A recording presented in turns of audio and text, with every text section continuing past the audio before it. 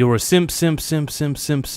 What's up, everybody? The Michael Garza Show. Welcome. Welcome one. Welcome all to the Michael Garza Show. It's good to see everybody. Obviously, this is why I'm here.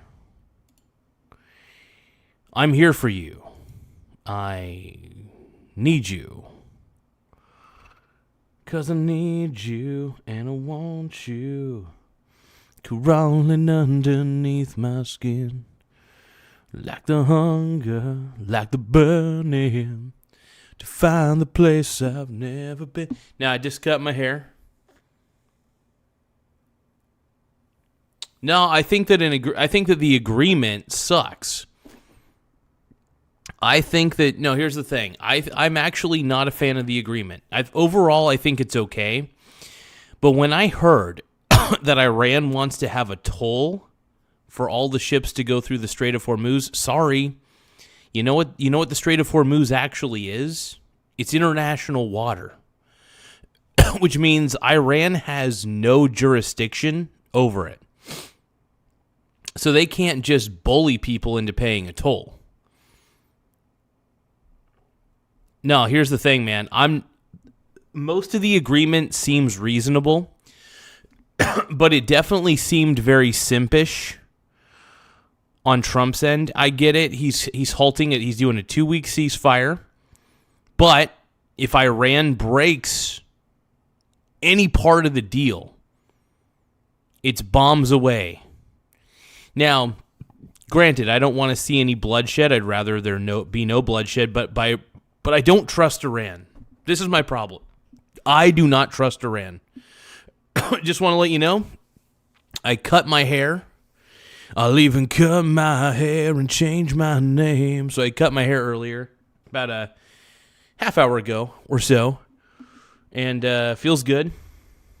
Got a fresh new haircut, though, everybody. It's fresh, keeps my bussy tight. Bussy outwards, dude. Hell yeah. Got to keep my bussy tight. What's up, Annie? We got Annie, E.T., we got Tiny Lion Gaming, we got Ty Lord, and we got Eric Von Eric. I was just asking the questions. All right, everybody. Are you ready for this? Here with reaction. Okay, we're going to react to the ceasefire. So a ceasefire has been confirmed, from what I've heard. And I will say this.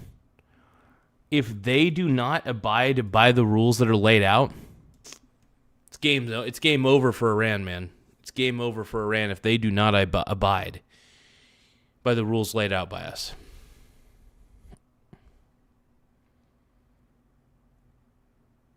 No, I don't think Trump chickened out, but I do admit some of the...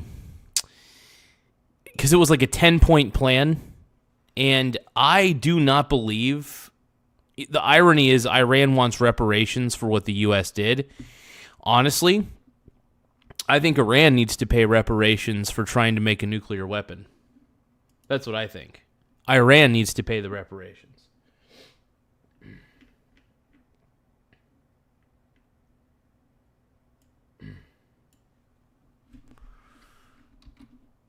Yeah, dude, I support this all the way, bro.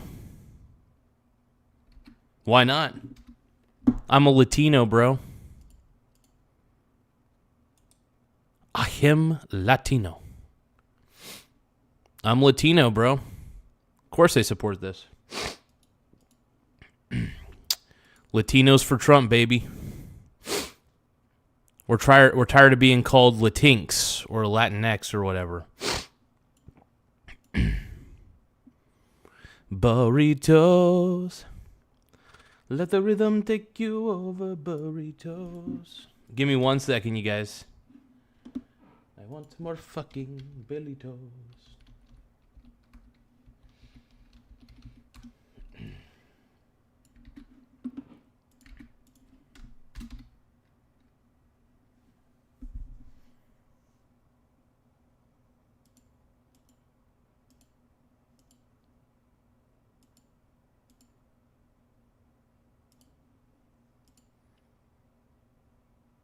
All right, you guys, Taco Tuesday. Taco Tuesday, here we go. All right, give me a second.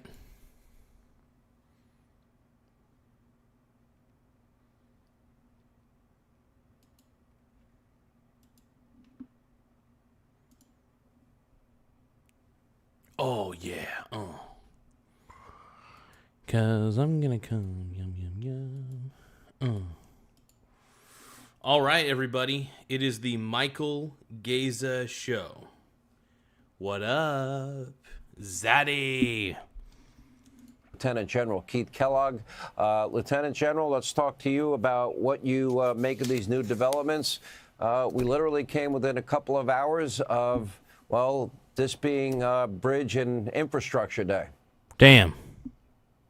Yeah, Sean, thanks for... He was about, I mean, Trump was ready to take down some infrastructure, man. He's ready to take down some bridges, take down some power plants. It was going to look ugly for the Iranian people, man. Iran's leadership was probably scrambling and sweating. Because they know Trump will do it. They know that Trump will do it. Chris Rule, what up, my brony bro? You're a pink brony bro. Chris Rule 62 says, Garza, my brony brother. Annie 01200 says, LMAO Chris, you're killing me, bud. And you dance at the gay clubs, oh my God. Don't forget to tap the subscribe button in the upper right-hand corner. Let's see.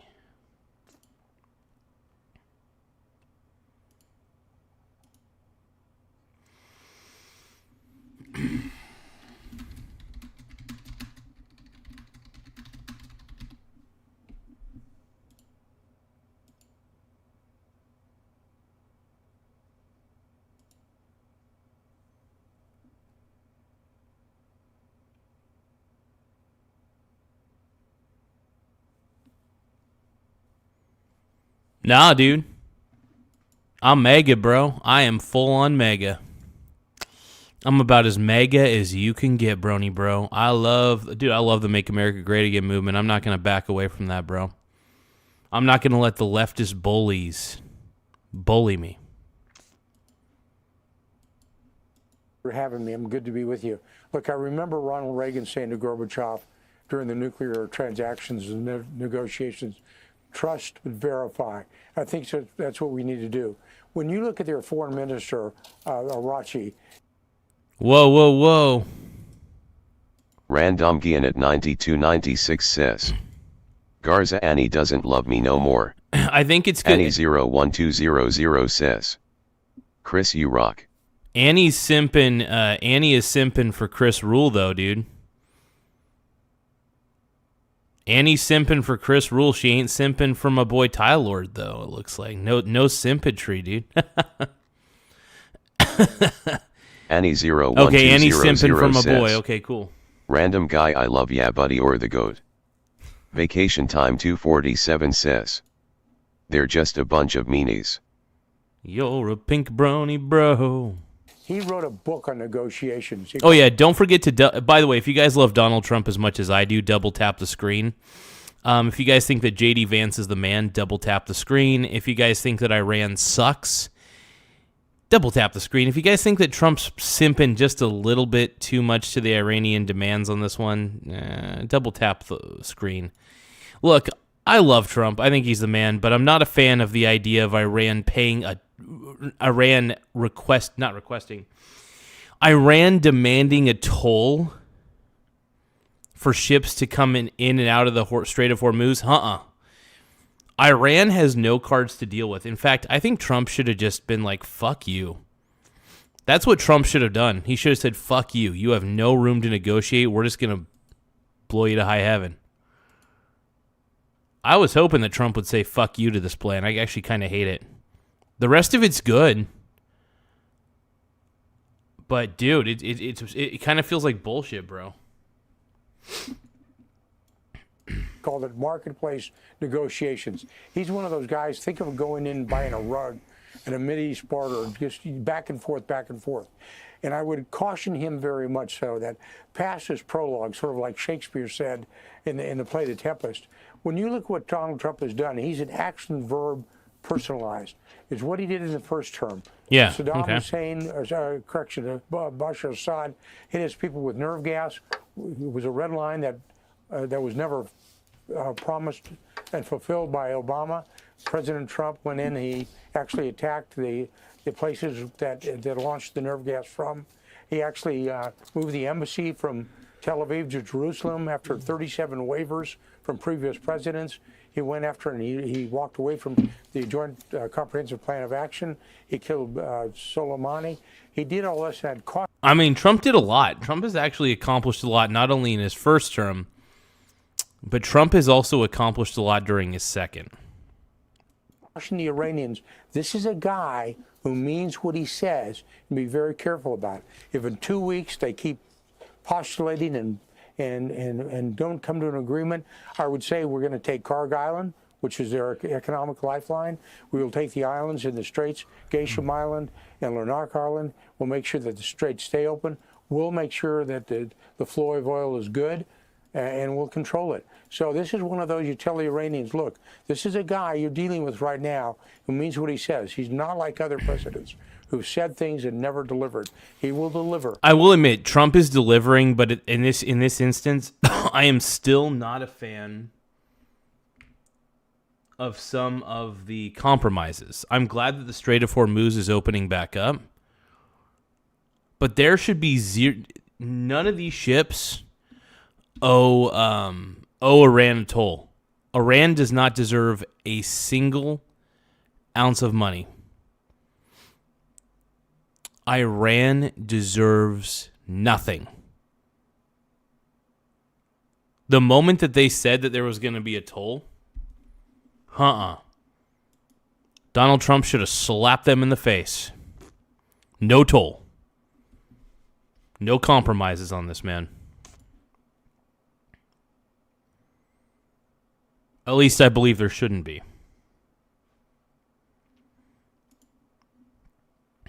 Crazy as fuck, though. So this is a chance for them to actually deliver the goods for in the next 2 weeks, and we'll just have to wait and see, just like Reagan said, trust but verify. Let me go back to the Straits and what I believe are the two most important issues. Keeping open the Strait of Hormuz, number one. Number two, the 60% enriched uranium. That means they can never be a nuclear power. That has been stated over and over again by the president. When you talk about the U.S. keeping the Strait open, when the U.S. taking over Karg Island, again, that's where 90% of their oil comes from. That's where it's all refined and put together and shipped out. What makes you think that is part of the overall overarching goal of the president? Well, it's an overarching goal, but it's also, when you go back, he actually does what he said he's going to do. You know, they. Oh shit! Oh shit, my boy, dude. We got Saint Penor. Saint Penor says, impeach Trump. And then we got my boy Tim Smith. Tim Smith 4118 says, I use trust but verify when I order Chinese food.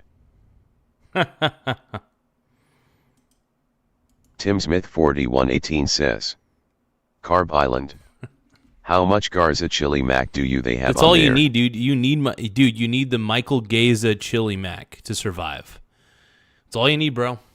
That's all you need. The chili mac will save you. No, it won't.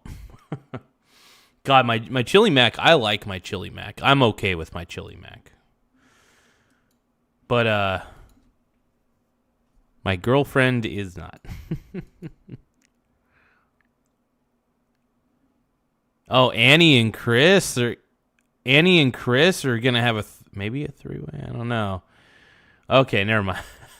I'm rooting for you guys in the chat, by the way. They violated the JCPOA at the very start, and the IAEA said that. They knew for a fact they were enriching uranium well above the 3.67% they were allowed to enrich that uranium. They're going to 60 to 80%.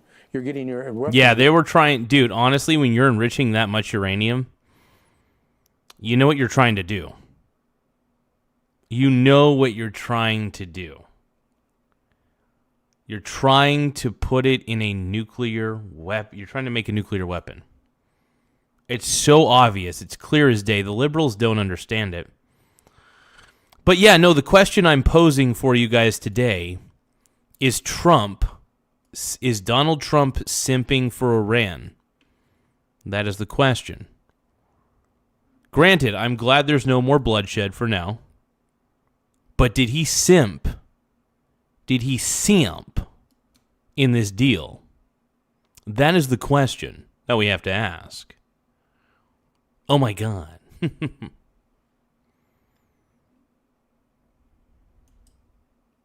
Tim Smith 4118 says, I'm in a throuple with Annie and a non-binary who hangs out in Hassan Piker's chat.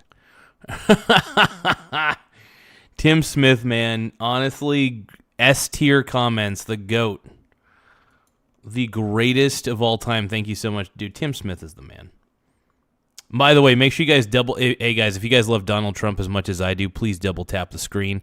If you guys want J.D. Vance to be the president in 2028, double tap the screen. Alternatively, if you guys think that Marco Rubio is also a good alternative, double tap your screen.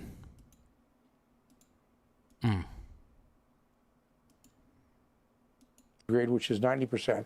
So this is one of those, we're going to keep watching it. We can monitor it. We're going to have to let it, the IAEA can go in on the ground and actually see what's happening.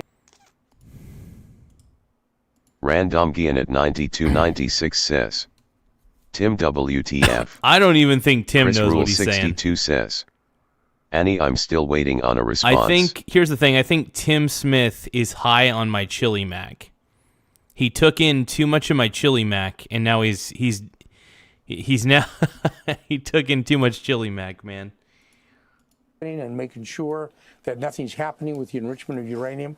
The Iranians prevented that from the first time. That was one of the reasons we walked away from JCPOA. Not only was it time limited, but also the fact that they never got to check in and see what was actually happening on the ground with the research. So this is one of those, they're going to have to deliver, pretty much so. And the president's going to go through the next 2 weeks. He's going to make sure that happens. And there's going to be consequences if they don't. And I think Tim Smith 4118 says, is it possible to get a zit on your toe? Google AI isn't sure. The next Maybe. is we destroy them as a nation, which means we economically destroy them. You can do that with keeping the straits open. Hold on. What is Mike saying? Mike Paolantino 4693 says, Garza, you are a delusional Trump simp. Yeah, I know. Dude, I admit that I simp for Trump all the time. What are you getting at? I always tell you guys that I am a simp for Donald Trump. I simp for Trump. I simp for Vance. I simp for Marco Rubio, for God's sakes. All right? The only person I'm not simping for is Lindsey Graham. I won't go that far. I will not simp for Lindsey Graham. Fuck that, bro. Fuck that. Double tap the screen, though, if you do think that Lindsey Graham might be a little, hey. And also taking Carg Island. We have the capacity, the capability to do that with our military. We have proved that more than once we could do it. We now have a leader that is willing to do it. He doesn't just talk about it. He's willing to execute and actually fulfill that job. Well, my understanding is we know where that enriched uranium is. I would imagine that the Libyan model that we used in the past, we would send in American scientists, nuclear scientists. They would handle it. They would remove the canisters. We would take full control of it. That seems completely non-negotiable. Do you think the Iranians have already agreed to that part?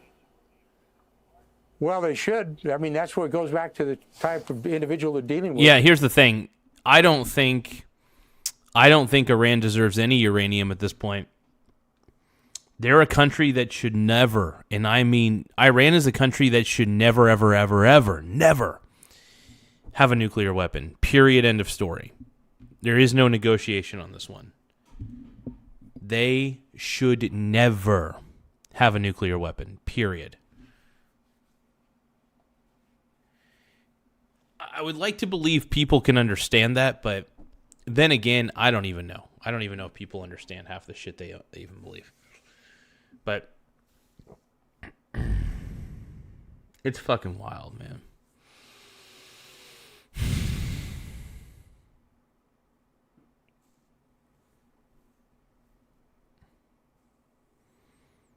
Love never felt so right. Double tap the screen if you love Donald Trump. Let's go. It was Donald J. Trump. I wouldn't use our troops. I would say we don't have to use our troops to do it. I would say to the IAEA, to Grossi, hey, look, this is your job. You get paid to do this, dude. You go in and you get those canisters. But that's you not get what the we did in enriched Libya. uranium. You're the one who's supposed to be controlling that product as well. So I wouldn't put our troops at any risk. They don't have to do it. I'm not They talking need to about do our it. troops. Comes together with them. It's an outside party. Grossi is not an American. And this is where there's ability to do that. Make them to go do it. Make the UN go do that. For once, maybe the UN can do something that's positive. I don't trust the UN to do anything. The IAEA has... Yeah, the UN's pretty fucking weak, the United Nations. Oh, God. Vacation Time 247 says. Garza the simp in the gimp suit gets me excited. Yeah. Random Gian at 9296 says. No Mike, it's just funny lol. Random Gian at 9296 says. Garza openly simps and I can respect that lol. Abso-fucking-lutely. Dude, I simp for Trump. I'm not gonna lie. I'm a little bit of a simp. I like the guy. I don't think he's that bad of a dude. Am I gonna give him a ton of money? No. Am I gonna fund his presidential campaign? No, but I'll vote for him. I did vote for him. 2016, 2020, 2024. Trump's the man, dude. I would rather have Trump than a lousy Democrat at this point. So, suck it. LOL. Laugh out loud. Laugh out loud. But yeah, make sure that you guys tap the subscribe button in the upper right-hand corner. We're currently sitting pretty. We're currently sitting pretty at 9,591 subs. Once again, we're sitting pretty at 9,591 subscribers. Let's go. Has, effectively been wrong on their nuclear capability the entire time, and the Iranians, get to basically say anything they want to the IAEA, and they just regurgitate it. But we'll see what happens. This will play out very quickly. Lieutenant General Kellogg, thank you. We appreciate it. Go ahead, sir. To them, they were denied presence. They were denied presence. Yeah. It's one of those things. Force them to go in. Force them to do it. The Iranians didn't allow them to go in the last time. Force the Iranians to allow them in. I really trust the Americans to do it. I think our scientists, our military would need to be in control of it. Maybe you're right. Maybe that's a better call. Certainly something worth thinking about. All right, we got Frog. Frog Eat Frog says. Frog. Garza. We love you, bro.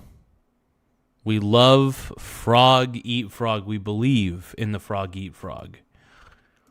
We believe in that lifestyle.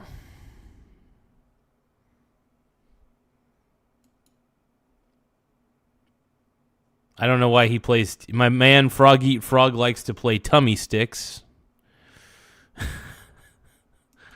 General? I love it, man. I love it. Let's see what else we got here, man.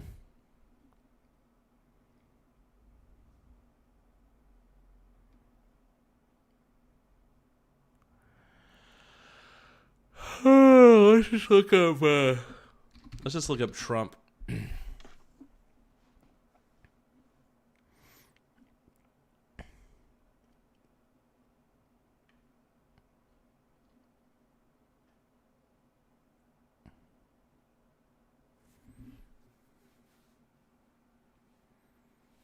Wait, I thought Stephen Colbert's stupid show was already canceled.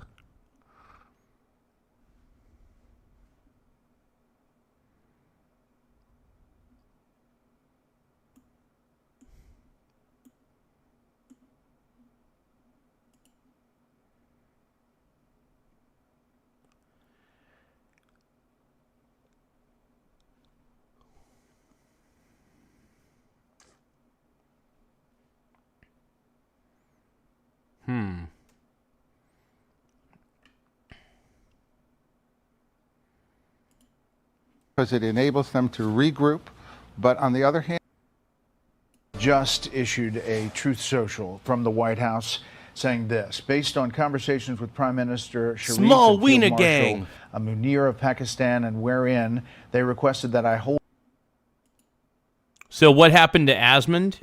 So Asmund Gould actually got suspended from Twitch. Let me see if there's any more news on that one, actually. I'm going to look that up real quick. Asmund.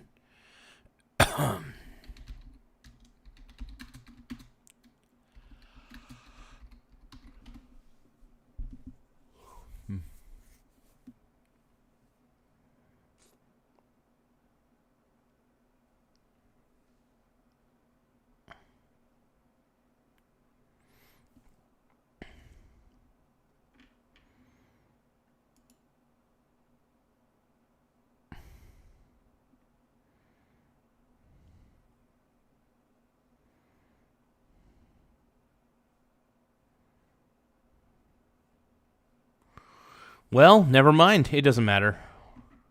I do love Asmund Gould, though. I think Asmund's the man.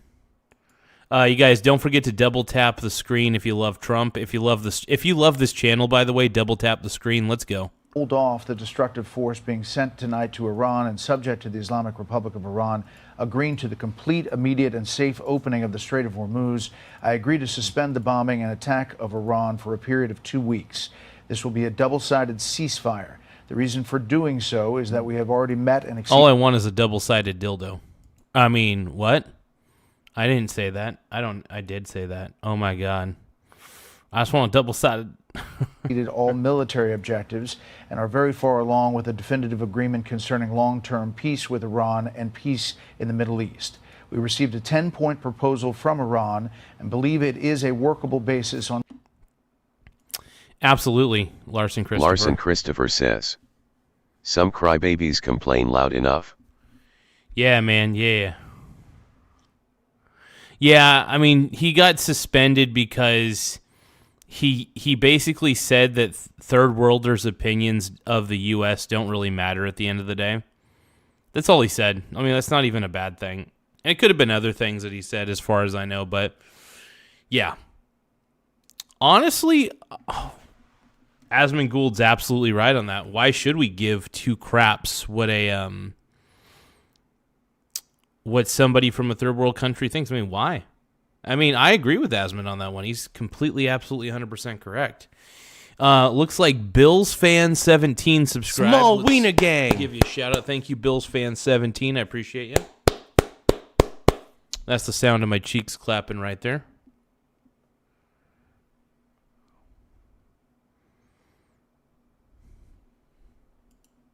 On which to negotiate. Almost all of the various points of past contention have been agreed to between the United States and Iran, but a 2-week period will allow the agreement to be finalized and consummated. On behalf of the United States of America as president and also representing the countries of the Middle East, it is an honor to have this long-term problem close to resolution. Thank you. By the way, we're at 9,592 subs. We're only 8 subscribers away from hitting 9,600, so don't forget to tap the subscribe button. Look, I love what Trump is doing here. I also hate some of it too. I'm glad that he doesn't have to blast them to holy hell. I'm glad he used it as a tactic. I think that Trump knows in his heart of hearts that Iran is not going to abide by this deal, and I think that's why he did it. And the moment they break the deal, Trump's going to unleash holy hell on Iran. So Iran better be careful, because Trump will pull the trigger. I think you know it. I think you know it, man. We're at 9,592 subs. We're 8 subscribers away. 8 subs away, man, from hitting the goal. Tap the subscribe button in the upper right-hand corner so that way we could get to 9,600 subs in a few minutes. Thank you for your attention to this matter, President Donald J. Trump. Again, just seconds ago, before the deadline for attacks on Iran tonight, and it seems like a deal is in the making. There had been talk, Mark, all day long about maybe this was happening. How do you see this, and how does it play politically here at home? Well, I think the president had to do it if he could get terms that include an unconditional opening of the strait, which it Because the sounds like he's markets gotten. had to look Well, at that and say he has to do it because, look, people are, in my latest poll, 51% support the war, 54% said it was justified, but 57% said if he could get a good deal, he should take it. So I think it's a risky 2-week period because it enables them to regroup. Here's the thing. I think what Iran's going to do, though, even if they do regroup, their military's pretty much cooked. The Iranian military is totally cooked. And if the U.S. notices that they're going to try to regroup and remobilize, the U.S. is going to say, the deal's off. The U.S. needs to be able to pull the trigger on this deal at any time. And the U.S. needs to take over as many of the Iranian coastal areas as possible. We're at 9,594 subs, everybody. 9,594 subscribers. We're only 6 subscribers away from hitting 9,600, so don't forget to tap the subscribe button in the upper right-hand corner. It does help the channel grow. It helps me feel like I got a bigger schlong than I do. But if you guys can, please double tap the screen. It does help our channel out as well. So the simple act of double tapping the screen essentially likes the stream, so I appreciate any efforts you guys can make on your end. But on the other hand, the president, if he thinks he has a real opportunity to come out with a negotiated victory, then I think he had to do it. a lot of people got, really energized about some of the things he posted about, annihilation, civilization. But now he's coming with this deal, Kellyanne. How do you see this big It's picture? the 11th straight year of them in high dudgeon about everything he writes and says. He said he doesn't care about his critics, but he does care. Uh-oh. Chris Rule 17 says, "Real Garza Annie blocked me." Oh, no. Mike Paolantonio 4693 says, "Garza, you are such a moron. All you do is regurgitate Fox News and Newsmax BS." Yeah, that's fine. I don't give a shit. I mean, I do have my own opinion on what they're reporting. I absolutely do. But I am curious on what they're reporting, and I give my opinion on what their opinion is. Small Wiener Gang. Oh, we got a new subscriber, man. Larson Christopher says, "Mike, all you do is complain. Yeah, What Mike, do you bring to the table?" Mike Powell Antonio, man. I don't know, man. You're killing me. Everybody, let's give a shout out to Drummer Dave. Thank you so much for subscribing. I'm going to put your name back up on the board for subscribing to the channel. If you guys can, be like Dave and hit the subscribe button in the upper right-hand corner. Small Wiener Gang. And that's the sound of my cheeks clapping.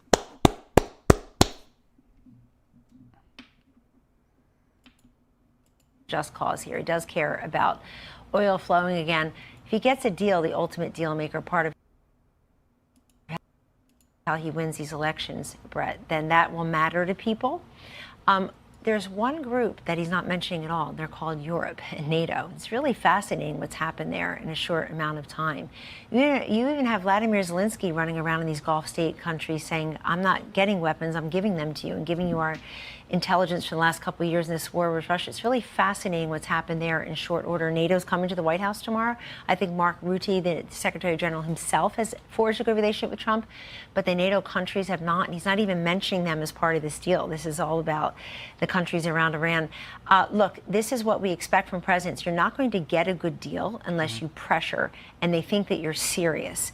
And the same country that sent 155 aircraft in to rescue one of our airmen, if not two, just this past weekend, is a country that is going to do what it takes to keep everyone safe and to push back on the largest state sponsor of terror, but also to tell the people who are relying on the Strait of Hormuz, like Europe, for its energy. We need you to help as well.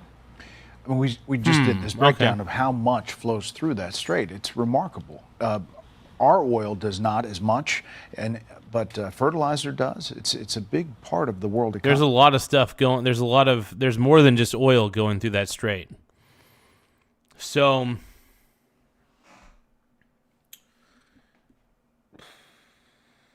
what do you do? Where do you go from there? I don't know.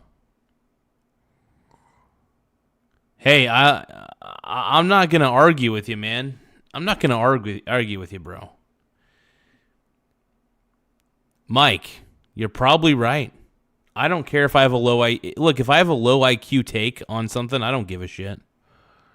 I don't give a shit, man.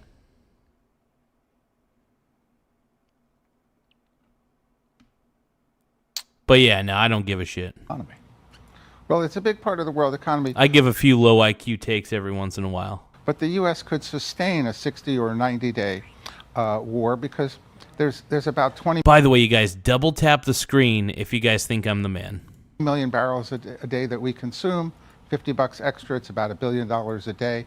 A small amount relative in a $30 trillion economy. So we could have withstood it, but on the other hand, I think the markets are going to react very well. And I think, remember that scene from Patton, where Patton goes crazy, and his aide says, you know, the men don't know when you're kidding or when you're not. And Patton says, it's not important for them to know, it's important for me to know. Yeah. So I think we see that today, that the president was tough, he put pressure on Iran, and it looks like they're caving. So just to reiterate, for viewers who may just be tuning in, the president has just put out a Truth Social saying that there is a deal in the works with Iran, a 10... Yeah, Mike, you're an idiot, dude. No, you're a dumbass, dude. What are you doing? You're on my stupid stream complaining about my opinions. How about you formulate your own opinions on what's going on? Maybe do a few videos like I'm doing.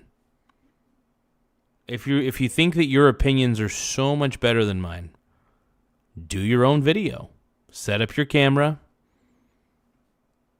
Put on some pants and put on a shirt. And do a fucking video. You stupid pussy. Point plan, negotiating a settlement that includes the immediate opening of the Strait of Hormuz. We don't know what the other 10 points include, but if it matches previous negotiations, that includes nuclear material, it includes a missile program that would not continue, and we don't know what it means for the neighbors, but this has to be a real breath of sigh of relief. It certainly is. Oh, absolutely.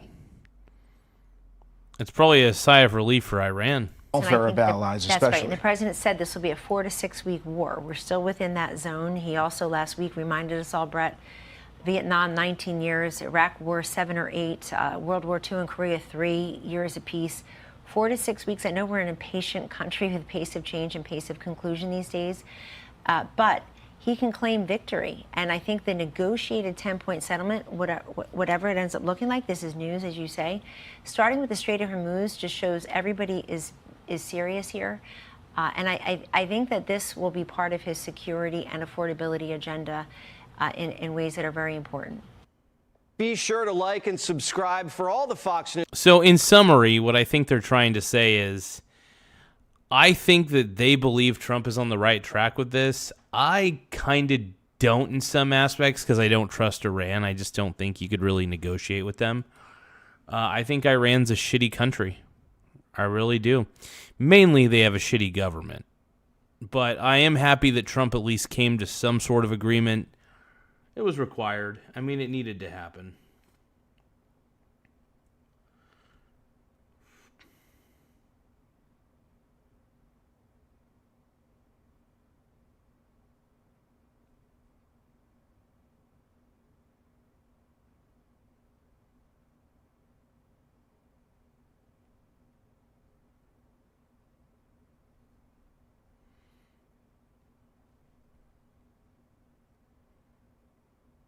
I mean, this is definitely huge for a lot of the markets that I'm looking at.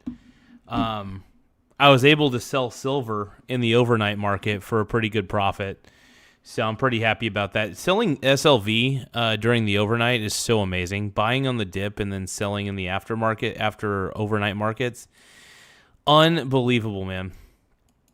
Don't forget to double tap the stream if you love this channel. If you guys love this channel, double tap the screen. Oh, yeah.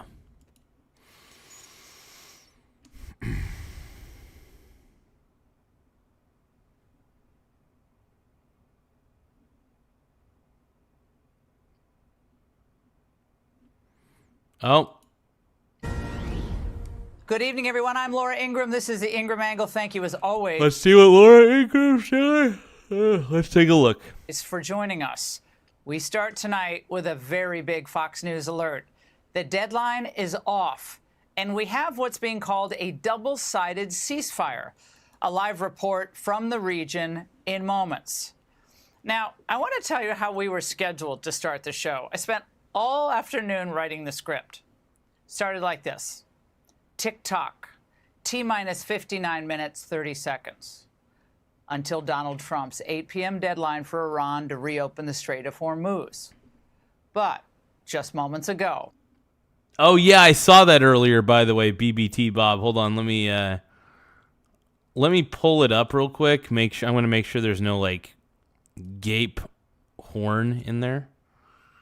Give me 1 second. We're going to go to Discord real quick. Open Discord. And,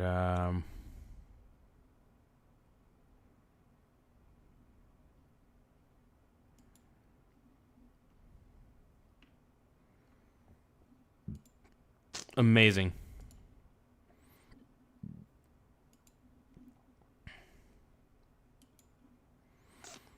This is it right here.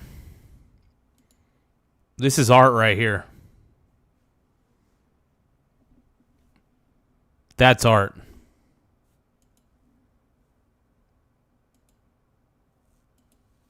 So that's like Hassan Piker and Kim Jong-un or something in the background. And then we got my boy Alex Jones sitting back there. I think maybe Bill Clinton.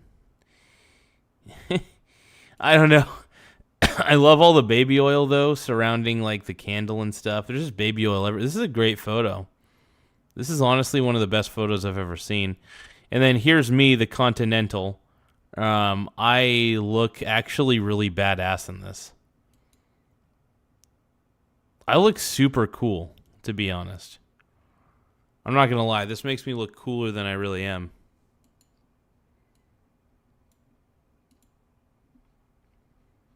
And then, of course, Pickle Garza. Hell yeah. Pickle Garza, bro. Now, that's art, bro.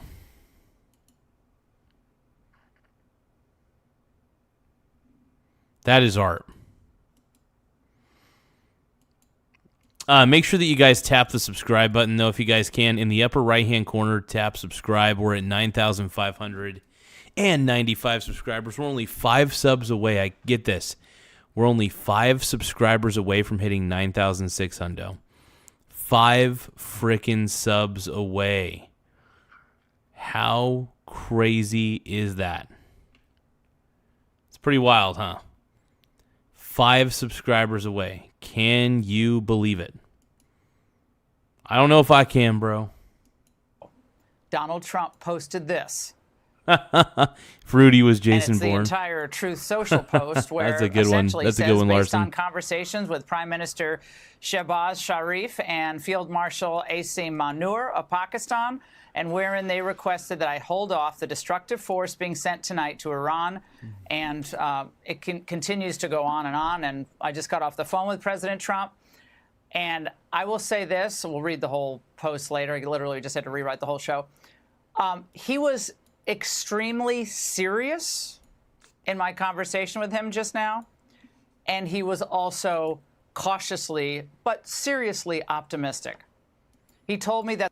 And you should always be cautiously optimistic when you're working with a crappy government like Iran's government.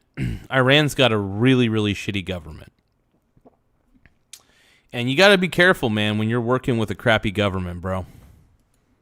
You gotta. That's the way to do it, bro.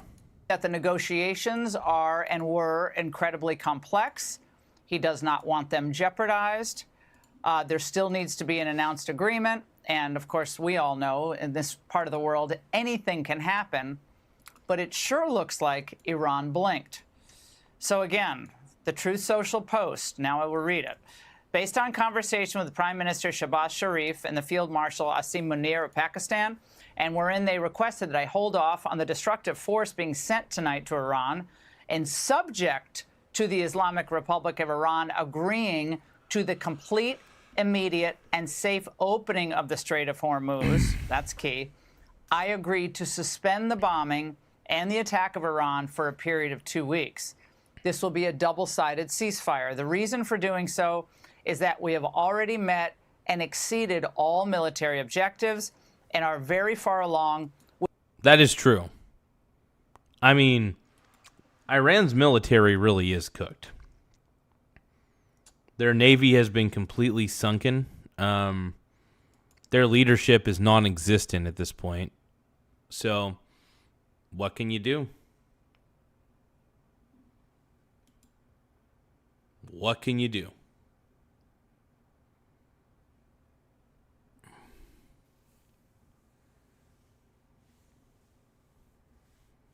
You're a pink brony, bro.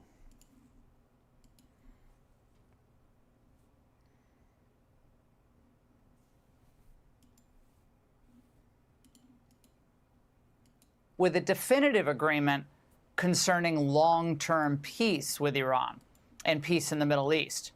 So he goes on to say, we received a 10-point proposal from Iran and believe it is a workable one on which to negotiate. Almost all of the various points of past contention have now been agreed to between the U.S. and Iran, but a 2-week period will allow the agreement to be finalized and consummated. On behalf of the United States of America as president and also representing the countries of the Middle East, it is an honor, he wrote, to have this long-term problem close to a resolution. And our favorite, thank you for your attention to this matter. Now, it's important that we, first of all, there's so much to unpack here, but the criticism of President Trump over the past 48 hours, a lot of it focusing on the language of Truth Social posts that were also put on X. It was ferocious criticism. Some Republicans were getting very concerned, Democrats. But it was the threat of flattening the country's infrastructure, something the president said he did not want to do, and repeated that again tonight to me. That was ultimately what focused the mind of whatever is left of the Iranian regime, with whom they're continuing to have the. Because I think the Iranian regime actually knows that Trump is crazy enough to do it. Hell yeah. And that's why I love having Trump as our leader, as our president, because I know he's got the cojones to bomb the infrastructure of a country if need be. He's got the cojones to do it. And that's why I love Trump, man. He's got the cojones to do what he needs to do. Trump's the man. I know there's going to be a lot of people who hate hearing that, who disagree with me on that. But whether you like it or not, Trump is the GOAT. Now, I'm not the biggest fan of Iran.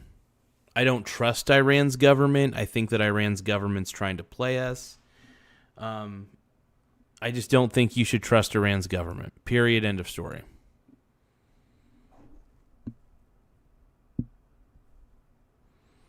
Wild. Absolutely wild.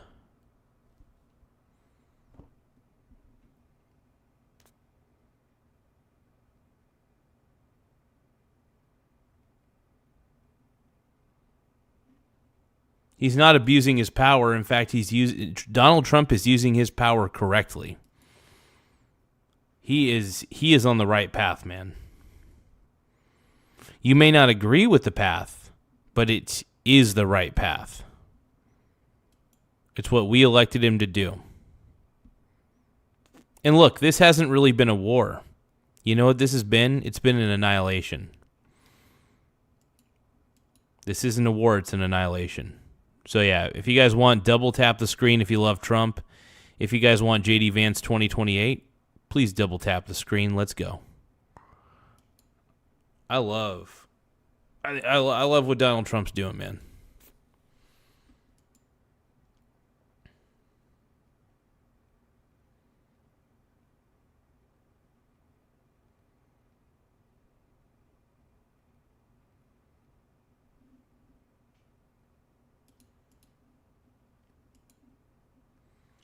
But I do want to thank you guys for taking the time to subscribe to the channel. It really does help the channel grow. ET says I'm a top G. ETRN7CH says, Top G. You're a top G, Garza.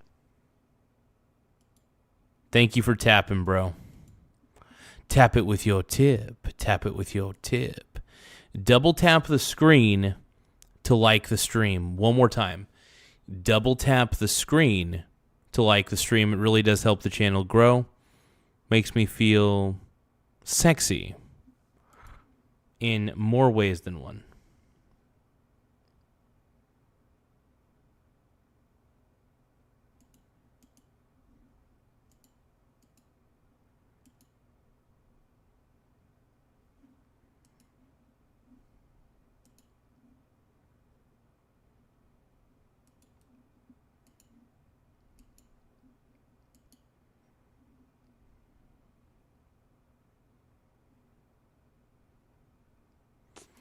Give me just a few moments.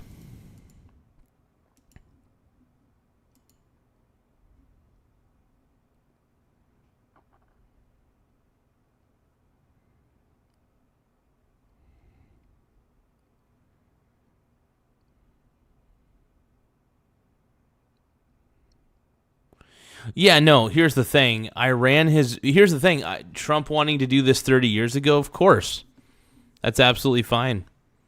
Here's the thing. Iran's government's been a piece of garbage for a long time. So at the end of the day, this was an eventuality more than anything. So people can't handle that, though. People cannot handle that eventuality was going to happen.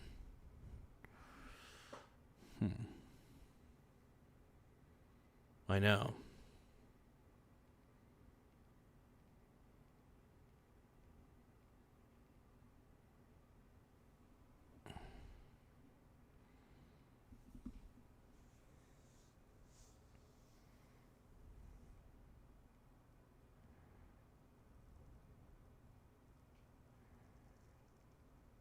Oh, hey, it's all good, Annie. It's all good. Yeah, never a problem. You know, as I always say, man, you got to focus on your stuff. You got to focus on your life. That's okay. You know, I know there's a lot of people who love this show. I get it. I'm happy about it. I'm happy you love the show, Annie. Yeah, but never let this show interrupt your life, though. Never let this show interrupt your life. The important things in your life always got to come first. So always go for the important stuff. But I do want to thank you guys for subscribing to the channel, though, man. We're at 9,595 subs. We're only 5 subscribers away. I can't believe it. 5 subscribers away from hitting 9,600. We're 5 subscribers away. 5 from hitting 9,600. So please tap the subscribe button in the upper right-hand corner, as it does help the channel grow. Now we're at 9,596. 4 subscribers away from hitting 9,600. Let's go. These negotiations. Now, Pakistan's role in all of this over the last several days, but especially over the last 48 hours, helped get this thing mediated to the point it's at right now. But President Trump's willingness, and this is critical. I'm going to address this at the end of the show as well. Oh, we got another subscriber. We're at 9,597 subs. Once again, we're at 9,597 subscribers. We're only 3 subscribers away from hitting 9,600. So don't forget to tap the subscribe button in the upper right-hand corner. It really does help. Let's keep going. His willingness to risk his entire presidency on eliminating Iran's nuclear threat by going... What a stud. This is why I love Trump. He's like, screw it. If I get impeached, I get impeached. Let's take out Iran. Trump don't give a fuck. He doesn't really care about his image at all. What Trump cares about is being effective, putting America first, which I believe he's done very effectively, by the way. Trump is putting America first, and I respect it completely. Trump is putting America first. I don't really care what you guys say. You guys may deny that, but he is. By the way, 9,597, man, 3 subs away. 3 subscribers away from hitting 9,600. Who is going to be the 9,600 subscriber? We're just 3 subs away. I don't know who it's going to be ultimately, but I do hope you guys subscribe to the channel. It does help the channel grow. Like I said, we're trying to get to 9,600. 3 away. 3 subscribers away from hitting 9,600. So if you guys can please help us out, please subscribe. Let's go. Going to the brink was what got this to this point tonight. And by the way, he was dealing with international pressure as well that was building. And you saw it. The Pope's emissary showed up in the Oval Office, delivered a message. Basically, don't bomb infrastructure. They're worried about the human chain, civilian targets, which is understandable. And the Italian PM, Giorgia Meloni, and close Trump friend, I might add, issued her own public statement saying it is crucial to clearly distinguish between the responsibilities of a regime and the fate of millions of ordinary citizens. Iran's civilian population cannot and must not pay the price for the sins of its leaders, which a lot of people... Well, at a certain point, the Iranian people were wanting us to do whatever it took to get rid of the asshole Ayatollah.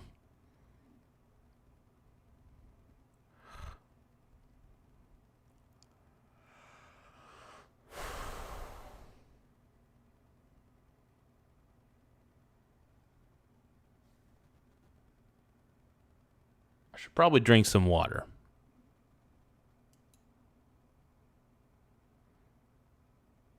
I think that's what I'm going to do.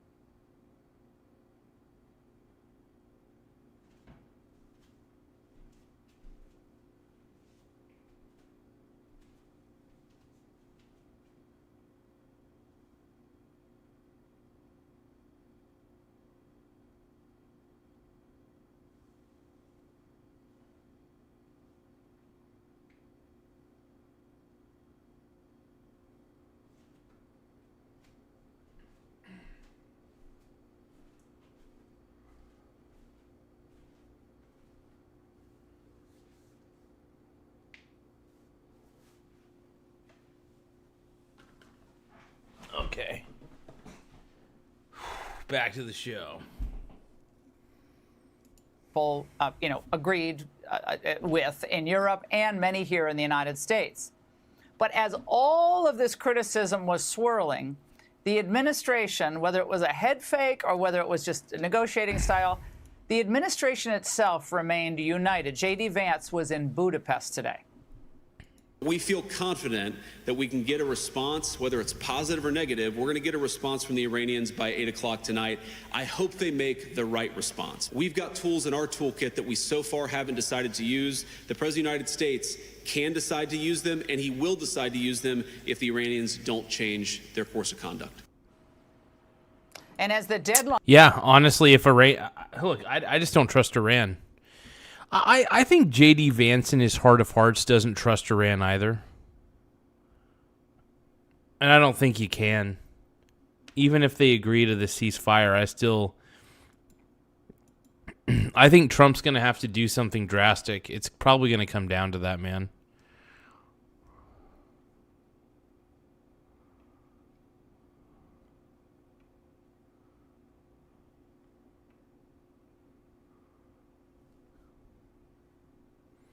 So did they open the strait? I'm hoping they did.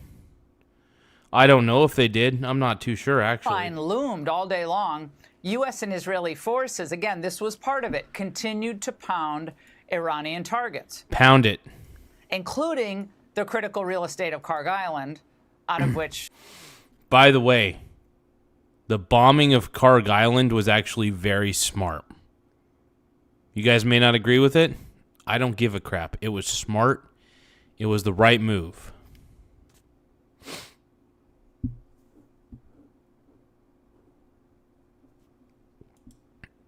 Larson Christopher says, but I have seen Iran in the Straits while on USS Nimitz. Dude, that's amazing. Holy crap, dude.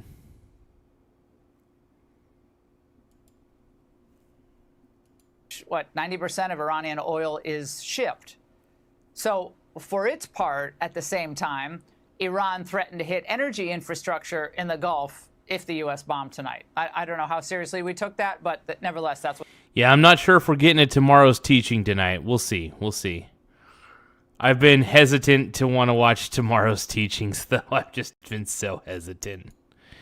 Oh, man, tomorrow's teachings. If you guys can, though, double tap the screen if you love tomorrow's teachings. If you guys think that tomorrow's teachings is the greatest YouTube channel of all time, double tap the screen to like the stream. That's what they said. So initially, Iran rejected this idea of a ceasefire without a permanent commitment from the U.S. They demanded a toll for the opening of the Strait of... This is what pisses me off, the toll. Why the fuck would Iran demand a toll from ships? And I think it was like $2 million per ship. Fuck that. That's not happening. Ships are going to be able to freely move in and out of the strait. There is no way in hell.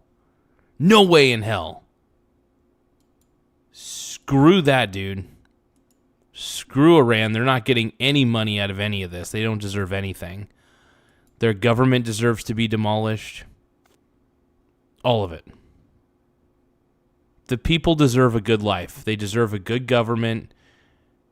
The Iranian government, the Iranian military deserves to be weak, though. Look, Iran has been the number one state sponsor of terror for a very long time.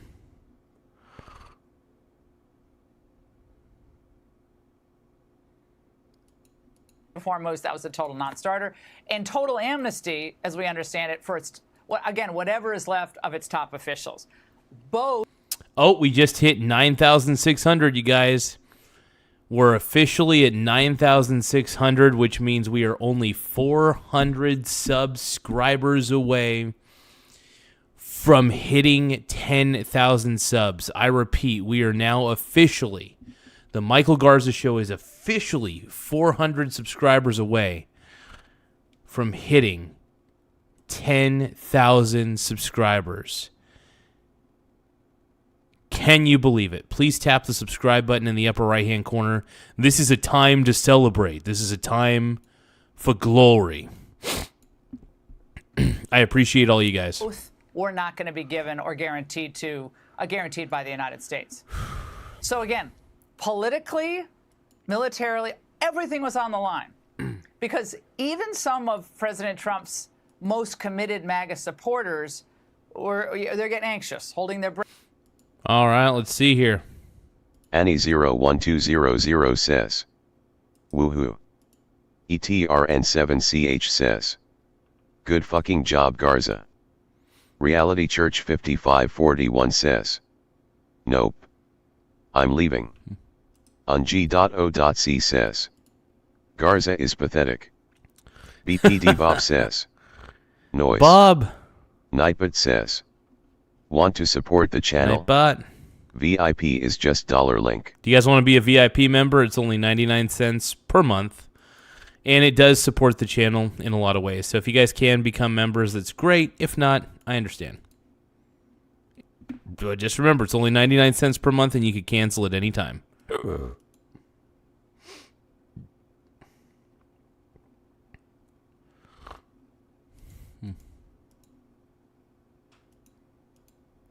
Breath. Like, did he really mean that? Is he going to do that?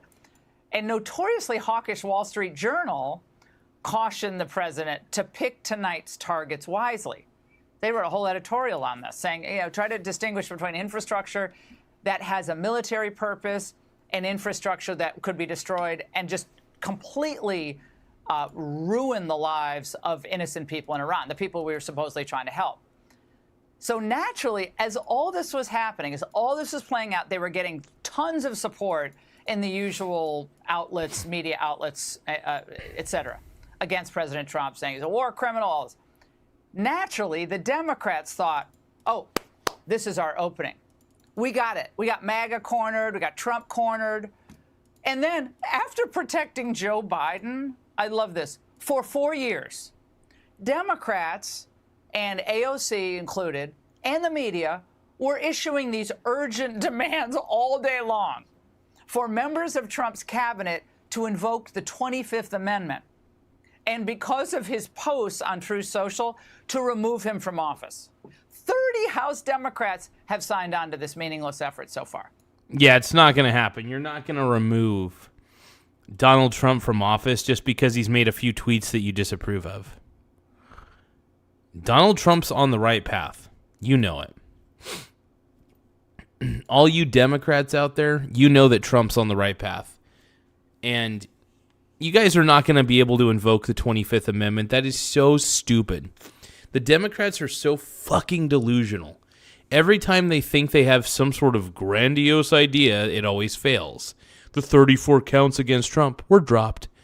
Everything was dropped. Also, you guys, you know the sad part is you guys call me a bootlicker, but honestly, you guys are bootlicking the Democrat establishment so much that you guys don't even fucking know it. You guys, the Democrats, are the real bootlickers. The person that they're bootlicking is Karl Marx's boots. Because they love Karl Marx so bloody much. So goddamn much. Hell yeah.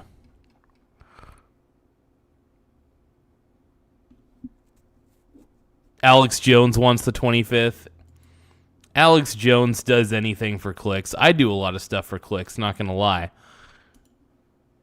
And, oh, by the way, as this was happening also, the 2028 Democrat field is staking out their position, silently betting that this ended up being the straw that broke Donald Trump's back. We need to be demanding that Congress convene today, and we need to be invoking the 25th Amendment. This is a very dangerous moment and a very dangerous president. We have someone who's completely unfit for office right now, sitting in the White House. We should stop an out-of-control president who is causing such harm to the American people. We have a completely unhinged president who is threatening massive war crimes. Oh my God, these guys are such chuds, dude. Chuds. They're gay. Gay. Why are you gay? Hey, by the way, we're now at 9,602 subscribers. I want to repeat that, 9,602. We're only 398 subscribers away from hitting 10K. 398 subs away. from hitting 10K. Can you believe it? Why am I gay? Oh my god. Oh my god. You're a pink brony bro, and you dance at the gay club. Oh my god. I'm just having fun on the stage in my hooves. I'm wearing a man thong down at the Pink Brony Club. I'm going to keep on fapping at the Pink Brony Club. Give me a second. I got to do something real quick on the internets. I got to actually go to my Nightbot settings. I'm not going to explain what Nightbot is. Actually, Nightbot, while I'm doing this, Nightbot is a really cool program that helps put out really cool chats, I guess you could say, or messages. Really, really handy.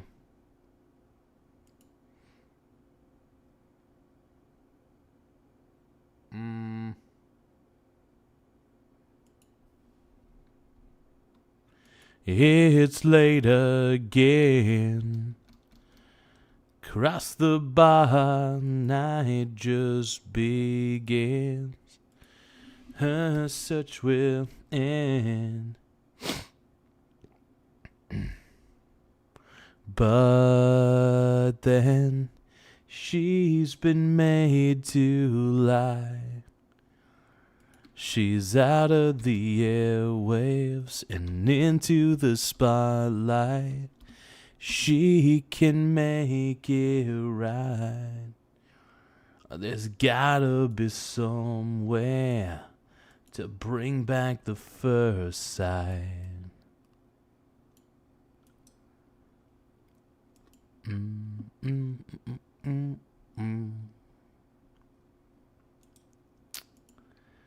Oh, whoa, whoa, whoa, whoa. Everybody wants to see me go. Everybody wants to see me shake my ass on the dance floor.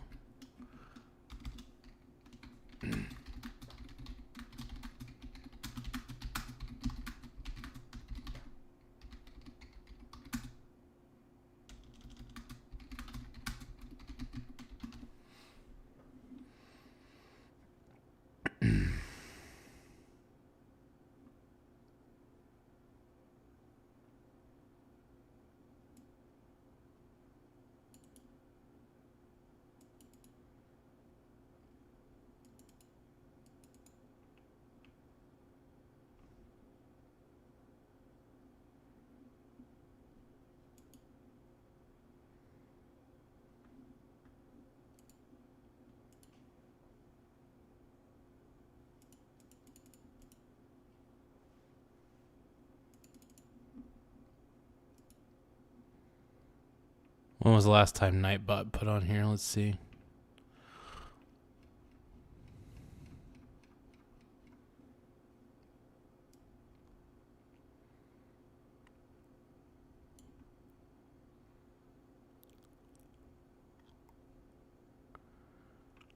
Oh, yeah.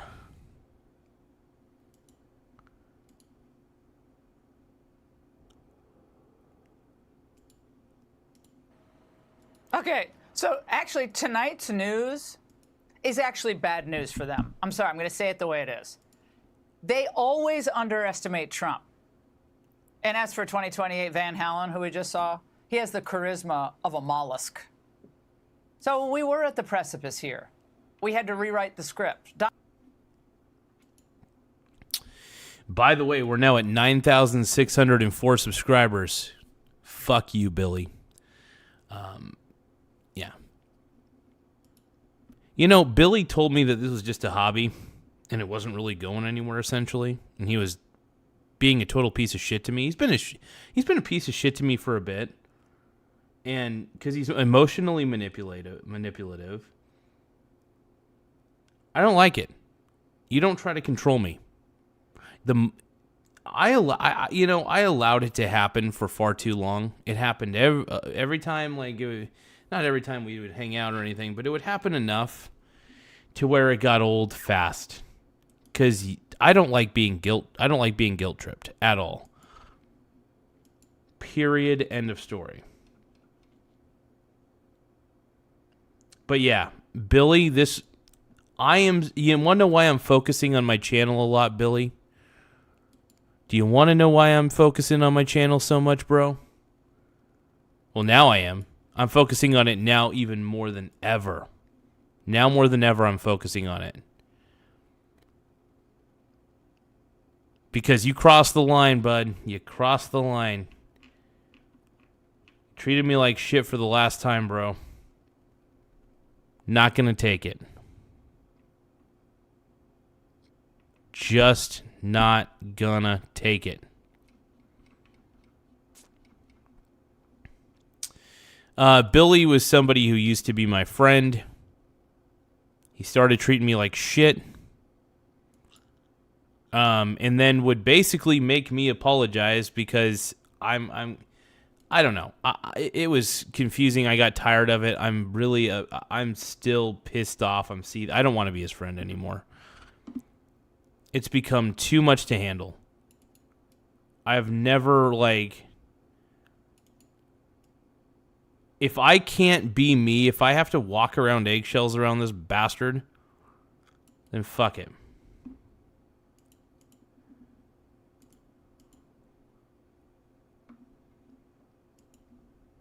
Donald Trump continues to rewrite the political script.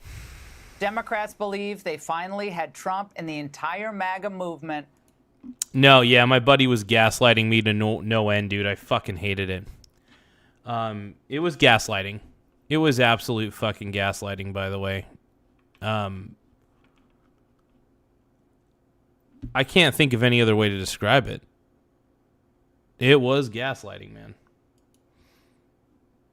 And, I hate it when people think they can emotionally manipulate me into doing what they want me to do. It's not going to happen. It does for a little bit because Billy is good at emotional manipulation. I started noticing a pattern of behavior, and I realized that me forgiving him or me accepting him for doing all the things that he was doing, Here's what I learned from that. The one thing I learned from all this is if somebody's trying to emotionally manipulate you and guilt trip you into seeing their point of view, that is emotional manipulation and should never be tolerated. Period. End of fucking story. Period. End of story. And he was doing that quite a bit. I didn't like it.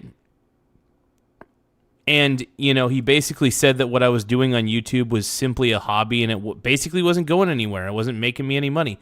Dude, this actually does make me money, you stupid son of a bitch. No, Billy is... I became an adult so I could avoid pieces of shit like Billy. Instead, I ended up getting a friend like Billy, who, if I don't agree with him and don't try to see his point of view, when honestly I think his point of view is psychotic, but, it sucked. I never brought up politics in front of him. It was always him that would bring up politics in front of me. I would defend my point of view because that's just how I am. I never went personal, ever. Until recently, I had to go personal because if he was going to go personal with me, I was going to go personal with him. He decided to go the personal route, fine. Yeah, I don't know if I want to do a call-in show, man. First off, it's too risky to do a call. If you do a call-in show, man, it can be really risky. But yeah, no, I'm still seething. I'm still seething, man. I keep thinking about the bullshit. And he's an asshat, dude. He's such a chode. By the way, we're at 9,605 subs, 9,605 subscribers. That means we're only 300 and 95 subscribers away from hitting 10K. It sucks because I had to block him on Facebook. Not Facebook, but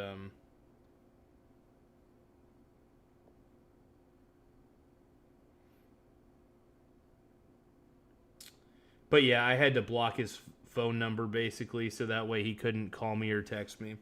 I don't want to hear from him, man. I'm absolutely done with him. Completely.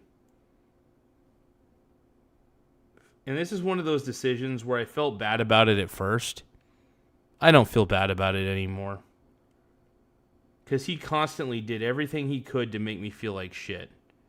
Not constantly, it's an exaggeration. But he would, whenever like he would try to persuade me into his stupid point of view, he would use emotional manipulation. Like, oh, you're a good person, aren't you? I don't know.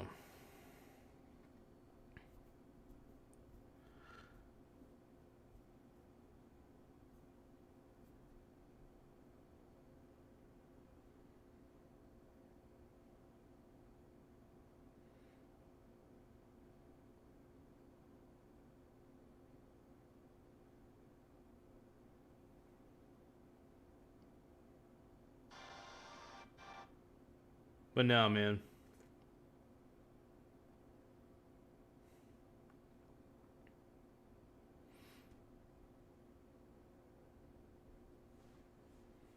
Give me 1 second, you guys.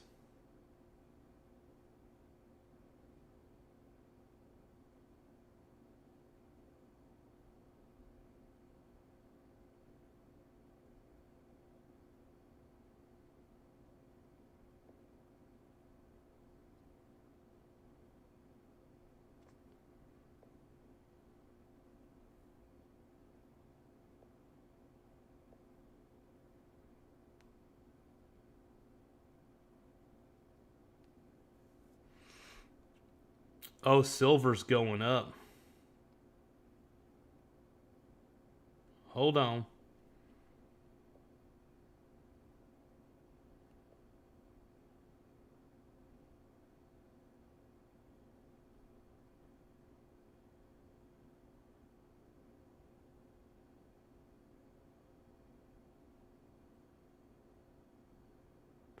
Dude, by the way, is anybody else having problems with Robinhood? You know, I don't think Billy's an enemy. I don't believe that. I don't see him like that. Tina Lion Gaming says, Billy ain't a friend, he's an enemy. But I do believe he's a narcissistic prick who tries to use emotional manipulation to get me to believe his points of view. But he also, not just that, he gets really personal. He gets really, really personal with his attacks. Like, he'll start attacking your character. It's so frustrating. I don't want to kowtow to that. I just think he's such a fucking pussy. Yeah, I don't know. I'm just kind of done with him. Done dealing with him, man.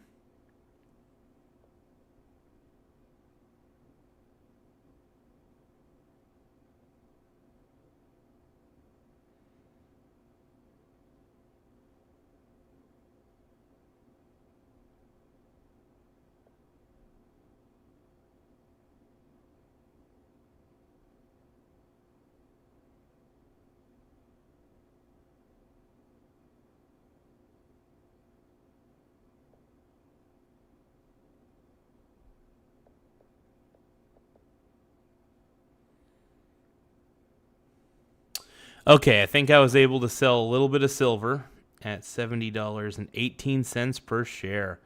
See, I love it when silver goes up because that is my favorite time to sell. I was able to sell at a pretty sexy gain, too. Holy fuck, I'm coming.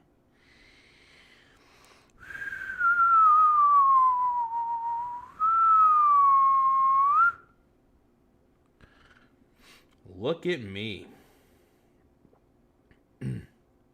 This is why I love swing trading silver, man. Silver is so volatile. I love the ups. I love the downs. I love it when it goes down rapidly, but my God, when I can sell it at a profit, it makes my nipples hard. I'm sorry, did I say that out loud? Yeah, look, I love swing trading silver, man. Silver's amazing. It does make my nips a little bit too hard, though. Just saying. Sorry, not sorry. Sneezing and popping my back, man, that's exactly the best thing. No, I do SLV. SLV is the ETF.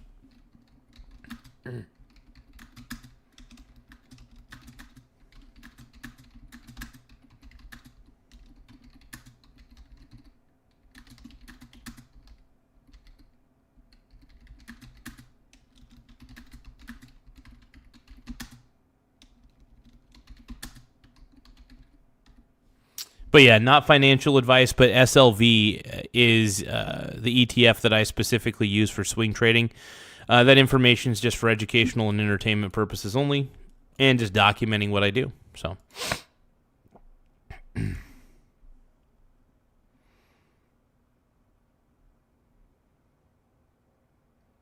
hey, Orwell the Resident, man, get some rest, brother. Get that rest, man. I hope you're doing well, man.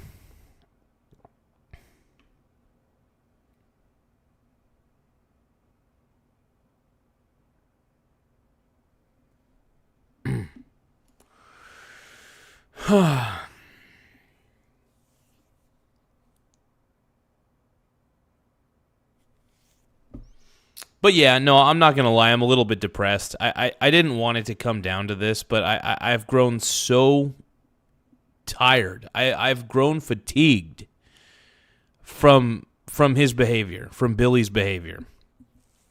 And the reason I tell you guys about this is just because, I don't know, I just want to talk about it. I'm just so sick of him.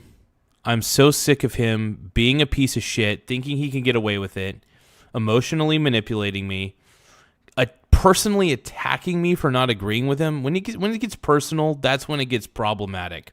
And he got personal far too often. I let it slide. And you know what? No more, dude. No more. The line's got to be drawn somewhere, and it was drawn. So I'm happy not to talk to him anymore. I really don't want to be his friend anymore. I'm not interested. I'm not. Because he claims to be my friend, but he constantly, takes personal jabs at me. Not constantly, but, enough. When he starts arguing with me and then starts going totally psycho. If you're going to do personal jabs at me, I'm going to do personal jabs at you, you stupid son of a bitch. You deserve the personal jabs because you know what your therapist does to you, dude? Your therapist yells at you. Because even you are unhinged. Even your therapist, who is trained to handle pricks like you, can't even handle you. So you know what? Billy, if you're going to get personal, I'm going to get personal too. Because you got a little too personal with a lot of shit. I'm tired of you getting personal with everything. Which is why I'm talking about you right now. You said that this was just a hobby and it wasn't going anywhere? Bullshit. This is going further than anything that I've ever done in my life. And I do believe in it. And I believe in me. Yeah, you heard me. I believe in me. I actually do. I believe in my abilities. And you know what I've noticed, and I've said this before and I'll say it again. People who criticize other people's accomplishments and trivialize other people's accomplishments or trivialize what people are trying to accomplish have never tried to really accomplish anything in their lives. And that's what Billy is.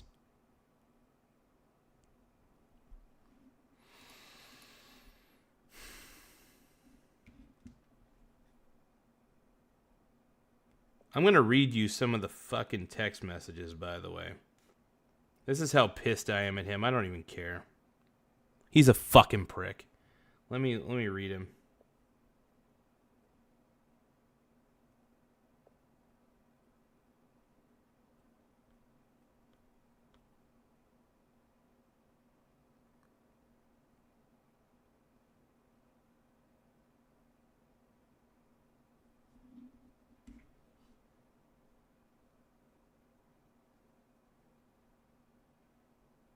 Okay, let's see what he said. He said, enjoy your life. And then I said, F yourself, jackass. He said, KK, like I said, you should probably be more careful what you say to unstable people, like people who have already been to jail and aren't worried about going back. People who would still get paid even if they were in jail, so their family would be taken care of. See, this is the sort of shit that I can't stand. He's a fucking loser. You'll understand if you ever have a family. With the way you're acting, I hope you don't, though.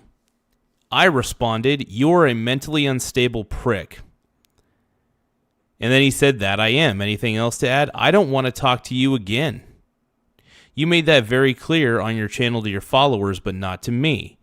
I assumed you were watching, which is why I said it on my channel, because he ended up doing that shit on my channel. I told him I am done with you, dude. You're emotionally manipulative. You know, you could have just left this, is what he said, and I hate it. And I hate it. Billy says, you decided to play into this and respond. All I did was say, live well. You act like I'm some sort of monster, but look at what you just did. This is him emotionally manipulating me again. Look at this. Listen to this. You took to a public podium to attack me. Then I responded in a peaceful way. No, you didn't, dude. You personally attacked me. Hold on. Sorry, I'm getting heated just reading his stupid fucking messages because he's a fucking manipulative prick. I hate him. I fucking hate this guy. You know, it sucks. He was my friend, and I'm just starting to hate him every time I fuck. He's such an emotionally manipulative prick.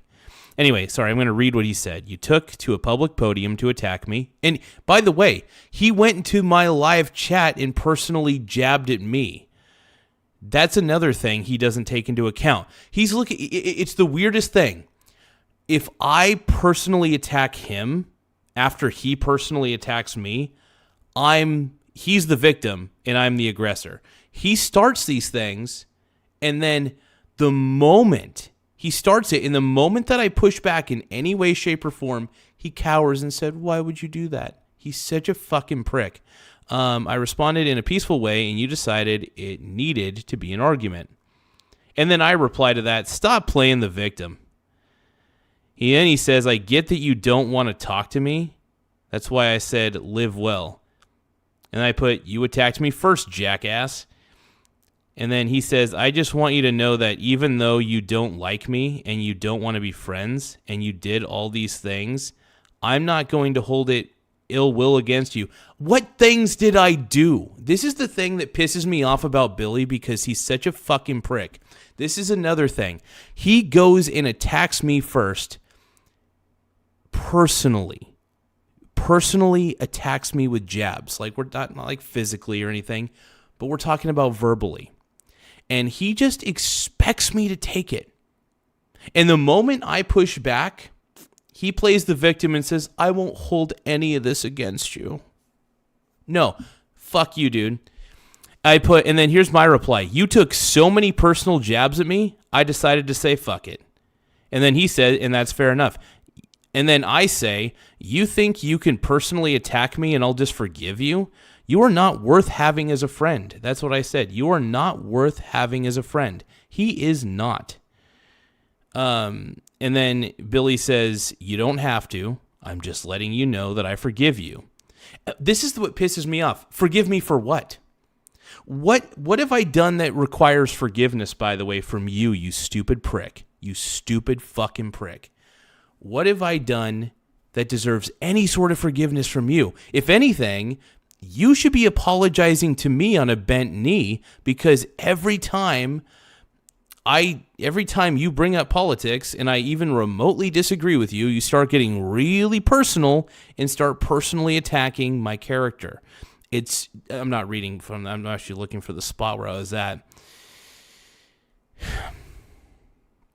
And the reason I'm reading it to you guys is because, honestly, I think he deserves a little bit of shame.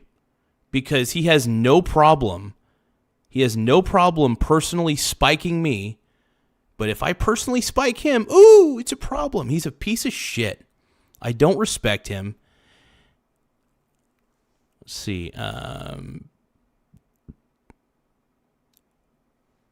And then he says, you don't have to. I'm letting you know that I forgive you. And then I put, you do this all the time and then expect me to apologize. Fuck you. Let's see. And then he says, I don't expect you to apologize. If anything, I expect you not to apologize. Of course, I'm not going to apologize because I didn't. If I did something wrong, if I actually did something wrong, the only thing I'm guilty of is actually putting up with this prick and actually forgiving him so many times before. I've put up with this prick far too many times with his bullshit. And I actually snapped mentally to the point where I was like, I'm done with him. I understand why his therapist yells at him. I get it. I get it. He's fucking emotionally manipulative. He's a fucking piece of shit. Screw him. Screw him. Anyway, I put my forgiveness is blocking your ass out of my life. And then he puts that, and then he says, that doesn't change the fact that I'm letting you know that I hope you live well with or without me. And then I put, I would apologize if I actually did something wrong.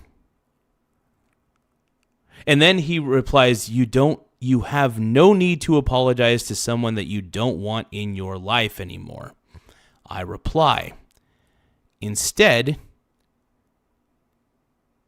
and then I put instead, my reply is, instead I have your ass always guilt tripping me about some retarded shit. And then he says, I don't blame you at all. And then I put, I'm done with you, KK. And then I just blocked his phone number. I wanted to read that to you guys because I figure I at least owe you guys a little bit of an ending to that, because he has been a royal piece of shit to me about a lot of stuff. Not a lot of stuff, but he thinks it's okay in an argument to start personally attacking somebody. I can understand if it was a stranger, but when it's somebody you're supposed to be a friend. The problem is he never. I don't want to be around him. I think he's an idiot. He's a fucking idiot.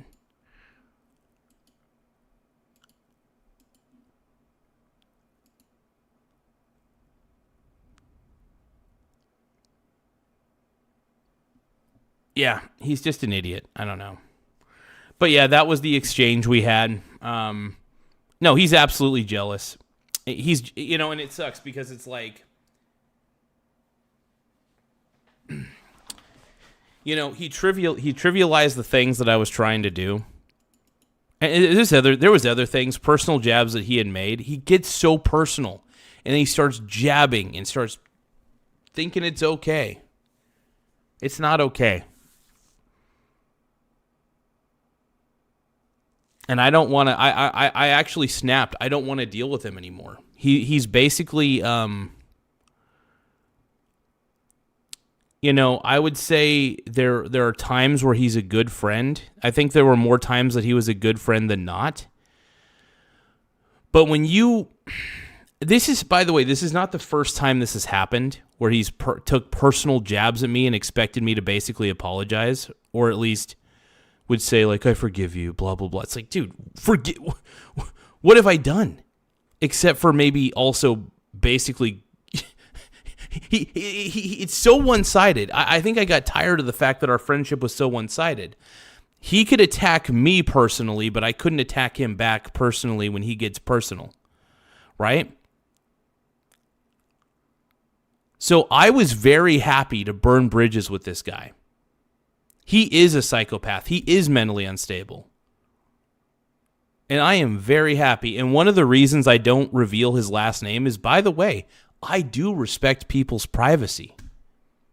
Believe it or not, I respect people's privacy. So I keep it to first names only, because a first name is not technically a personally identifiable information. So, yeah. No, it's a good thing to do. And the reason I'm venting to you guys is not for sympathy. I kind of just want to publicly shame him, if we're going to be honest, for being such an asshole to me. And then expecting me to apologize as if I owe him an apology. Screw you, Billy. No, Billy, you screw yourself, dude. Seriously. And yeah, but I do want Billy out of my life completely. I'll just say this, I'm very comfortable with the decision that I'm making. Sometimes people might say, Mike, maybe you're being a little too harsh, blah, blah, blah, or whatever. It's like, not really. I think I held on too long. When you start feeling bad when you're around somebody consistently, and you feel like you have to walk on eggshells around them, like, if it was 1 or 2 times, but when you start, the personal attacks are what really got me. I guess what pisses me off is the personal attacks. I still can't get over it. It happened far too much, far too often. And so I will say this, let this be a lesson to you guys. If you guys have somebody who is an unstable prick in your life, who's personally attacking you, emotionally manipulating you, trying to make you feel bad about shit, cut them out of your life. I'm not going to suggest anything because I'm not really equipped to give life advice at the end of the day. But I will say this. If somebody's emotionally manipulating you and making you feel like you'd rather be alone, cut them out of your life. Please. Probably the best thing you could do.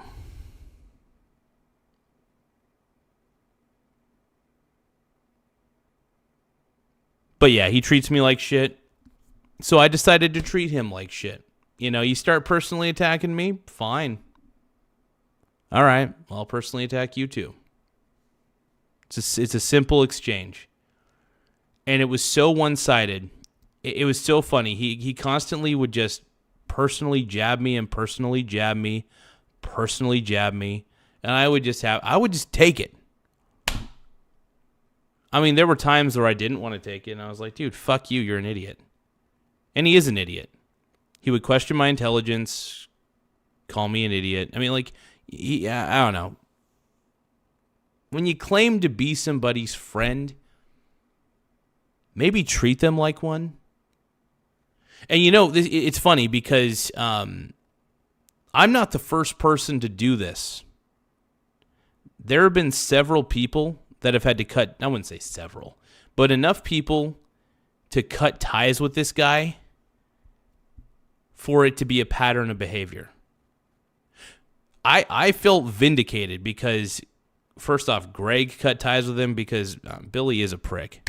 Honestly, he just can't be a decent person. And honestly, if you can't be a decent fucking person to me, I'm not saying you have to agree with me on everything. But you don't have to, I don't know, maybe stop taking personal jabs at me, man. No. You guys don't need to no, I'm not. I'm only calling him out. It's not going to make him feel bad. He's a narcissist, so he's not going to feel bad about any of this. But here's the thing. He won't feel bad about any of this. He won't feel any remorse. But it's funny. He won't feel any remorse, but he'll expect me to feel remorse. Screw you, Billy. I'm not going to feel a single ounce. I did earlier, but not anymore. Honestly, you know what I'm filled with right now? I'm filled with levels of anger and spite. I am angry at him, and I am spiteful at him.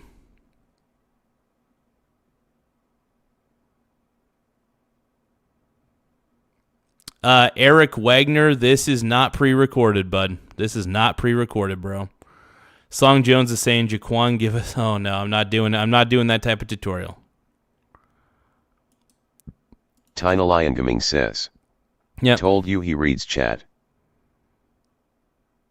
But yeah, anyway, Tiny Lion Gaming, you're the man. Honestly, no, here's the thing. I had to block his number today because I really don't want to talk to him. I don't want any avenue to talk to him. I don't want him in my life. I think he's emotionally manipulative. I think he's a complete and utter psychopath. I don't need that in my life anymore. I've had too many people who have talked shit about me. I've had too many people talk shit to me in my life when it comes to people who claim to be my friends. And Billy is not a real friend. Billy is emotionally manipulative. He's in my opinion, I think he's a gaslighter. That's what I believe.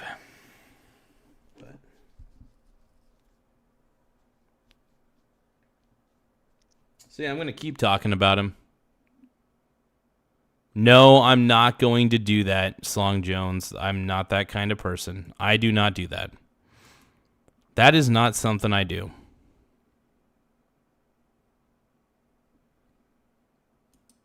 Randomgian at 9296 says, LOL, I'm not gonna lie, I thought Eric was about to crash TF out.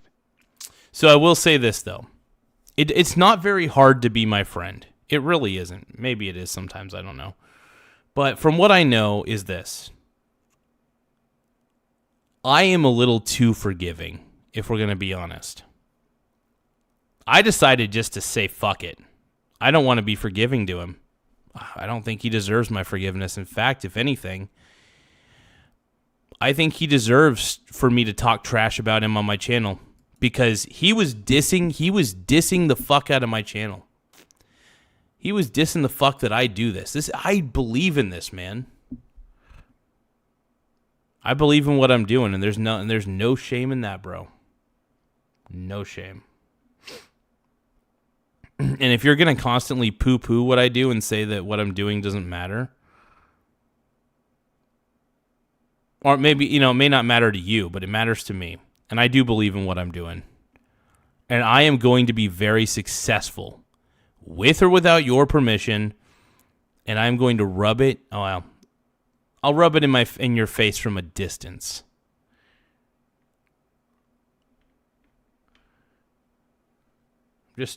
I'm just angry, man. I'm angry at him.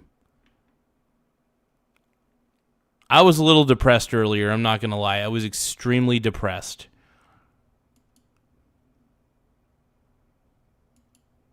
Because having to actually block his number, it felt pretty final. But not going to lie, I wanted to burn my bridges with him.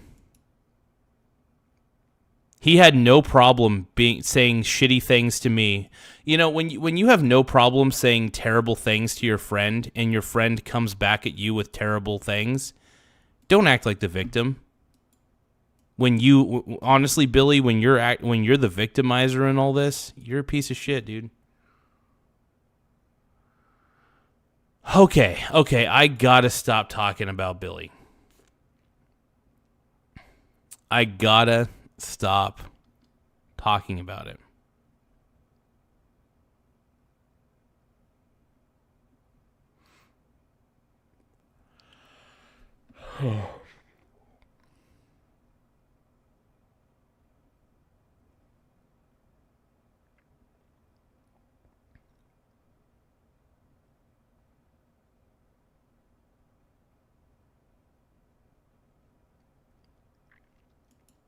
Raised in Tehran and immigrated with her family to the United States at the start of the 1979 revolution. She is now a Middle East Institute adjunct fellow. Nazi, always good to have you with us. Thank you for being here. Do you think there's any chance that there is any negotiation, or is it full speed ahead for this 8 o'clock infrastructure attack? Well, I think we're going to see somewhere in between the two options. I think the negotiations are wrapping up or have wrapped up already. I heard from some of my counterparts that the Iranian interlocutors got up and felt, this is our war, we're going to win, and they walked away. But about the 5-hour deadline that we have 5 hours to get to, this is how escalatory patterns happen.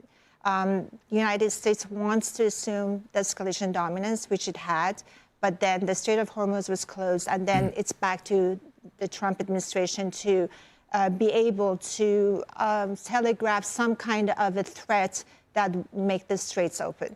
I can't see, aside from the fact that there's a lot to unpack in what the president posted this morning at 8 a.m., that the whole civilization will die. I can't imagine a scenario where the president say the Iranian people that needed to have their own freedom, that they're brilliant, they're resourceful, and he's had great experiences with them. They are the ones that will pay the price for the regime's absurdities and murders. This might have been a conflation between the regime and the Iranian people. Unfortunately, he didn't make that distinction. I would have loved to see we're going to kill the Iranian regime, or it's the end of the Iranian regime in that post, rather than the Iranian civilization. After all, the civilization is what makes this country so great, and the president has said that himself. Nevertheless, this is a target-rich country. The IRGC has literally turned Iran into a military compound.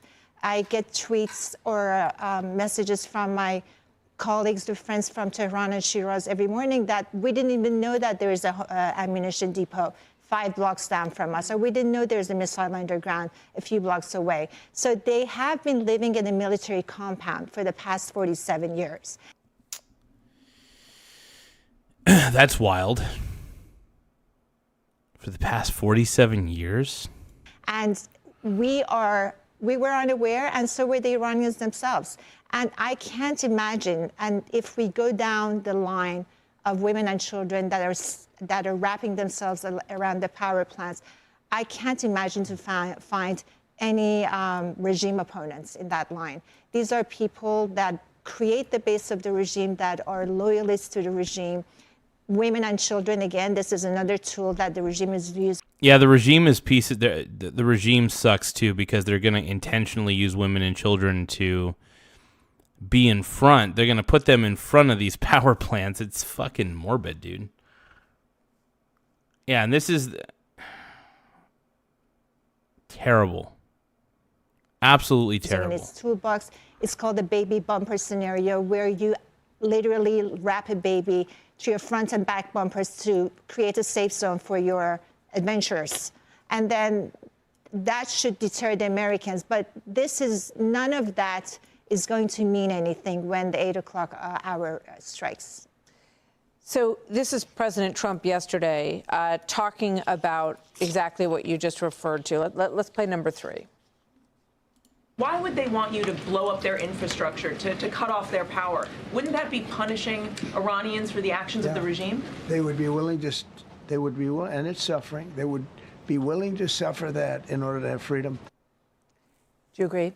Yes, I do agree that Iranians will be willing to suffer, but they are not willing to annihilate themselves for the regime. And they're not thinking that the president will do that. I've spoken to some of the people that have crossed Armenia to take planes away from Iran, and most of them, almost all of them, have been supportive of President's actions and Bibi Netanyahu's actions. They know that the attacks have not meant to punish the Iranian people. They're aware that this is a fight for their freedom also. So I don't know what the president meant. We said we're annihilating an entire civilization, but I don't think that's the case. Yeah. Well, the president has not pulled any punches with his very strong language aimed, I believe, at this regime. He wants them to give up. I think in war, as you just have given us a great lesson about some of these dynamics, you need capitulation. And I think he wants capitulation on the part of this leadership. And I have come to believe, on the heels of the victory of rescuing our pilots, and then now good news that Shelley is released in Iraq. Here's the thing, man. Oh, boy.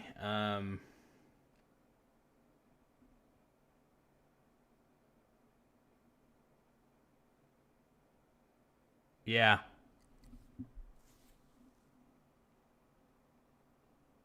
Crazy.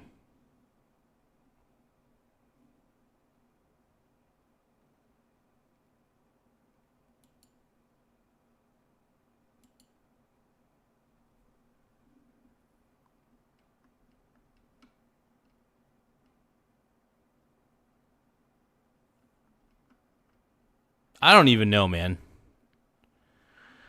I don't even know what to say. I don't know what to think. I don't think I think. No, I'm just kidding.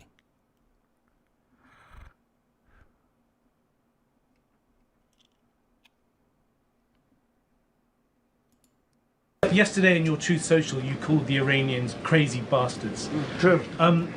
Yeah, he's like, true. Absolutely. What is Trump's not going to apologize for that. He shouldn't. Because the Iranians are crazy bastards. your response to critics who say that I don't care about critics. What is your response to critics? I don't care about critics. I did. Stud. You say that it is your mental health that should perhaps be examined as this war continues. I haven't heard that. But if that's the case, you're going to have more people like me, because our country was being ripped off on trade, on everything for many years. Trump's back, bro. Trump is back. Until I came along. So if that's the case, you're going to have more people.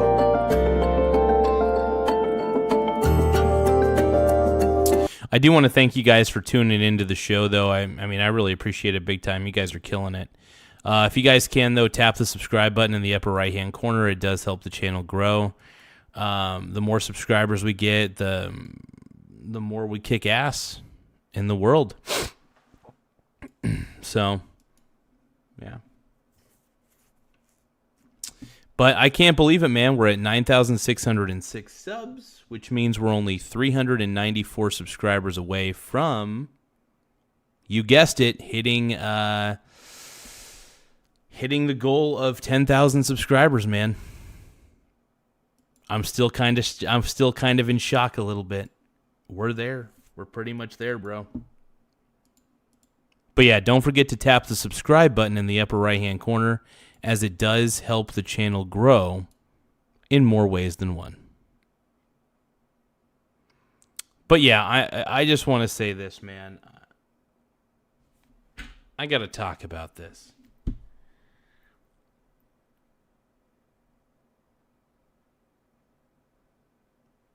Am I depressed that I had to make this decision? Yes. I am. Like, I actually am. Like, I've been sincere with you guys on this. Very sincere when it comes to Billy. I don't want to be his friend. It's just not worth it. It's just not worth it, man.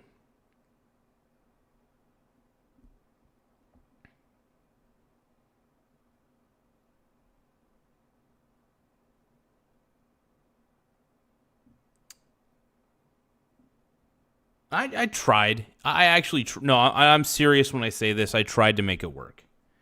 I tried to make our friendship work. And for the most part, we've had years of great friendship. But then he starts...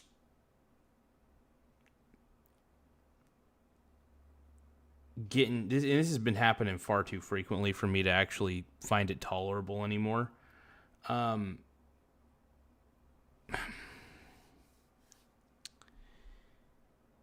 He starts trying to guilt trip me and make me feel bad for some of the things that my political beliefs. He gets mad. He doesn't like the fact that I like Trump or whatever. Just because he doesn't like the fact that I like Trump, this is what pisses me off. It's weird. Hold on, let me see here. ETRN7CH says, Billy was jealous he wasn't the top liberal in the chat. Yeah, he probably wishes he was, but yeah. Look. No, I'm gonna rant about him, man. I don't care what you guys think. This is my show. I'm gonna talk about whatever the fuck I want. I'll probably lose a few subscribers for it, but I don't give a shit. What needs to be said is what needs to be said.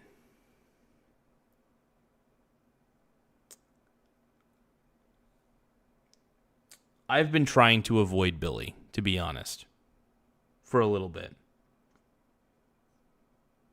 I haven't liked the way he's been treating me. It honestly made me feel really bad. He made me feel bad about myself. And ending that friendship was not a fun decision to make. And yeah, did I make it out of anger? Yes. Do I feel bad about it? Sure. I think anybody with a conscience feels bad about having to end a friendship with somebody. But did I realize that it's probably better for me in the long run in my relationships with everybody else in my life? Yes. I can't be walking around on eggshells. I'm can't walk around on eggshells. I just can't do it.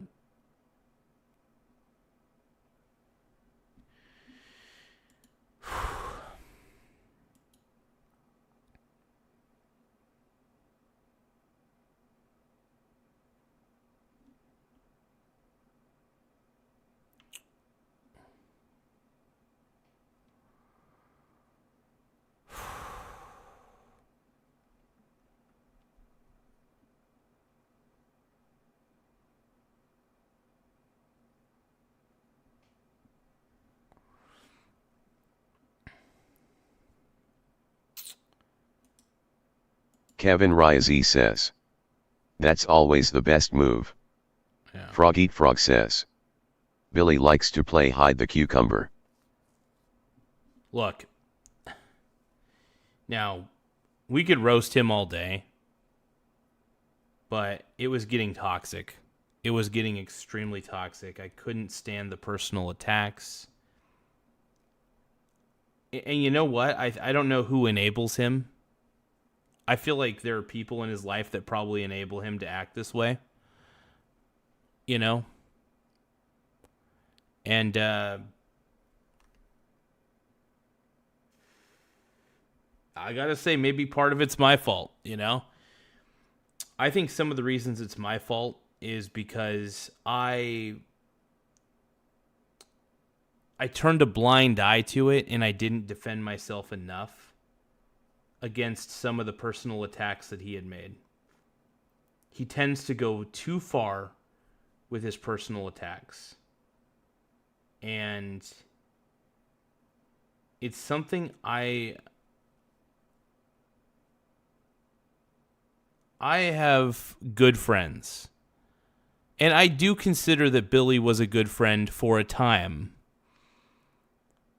But eventually he became a shitty one.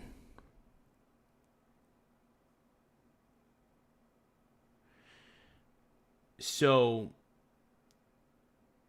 look. Billy used to be a good friend. He did. And then he started, and this started quite a few months ago. It started maybe 6-7 months ago. I don't even know when it started, to be honest. It's been months on months on months on months. And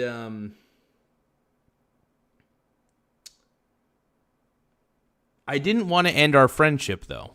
You know, I didn't want to end it. I wanted to try to preserve it because, you know, maybe I was holding on to the person that I thought he was.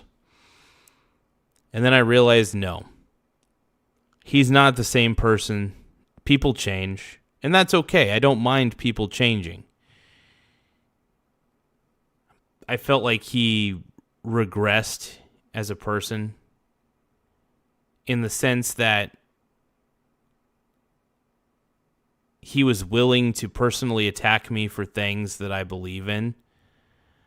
And, you know, some of those personal attacks really cut deep.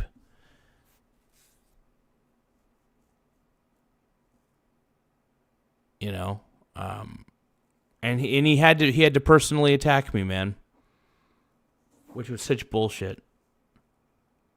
And it just kept happening and happening and happening, and then one day, and I'm surprised he didn't expect this to happen.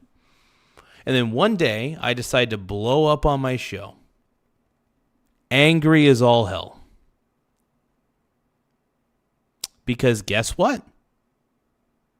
He decided to come on my show, go in my live chat, and start personally attacking me for shit.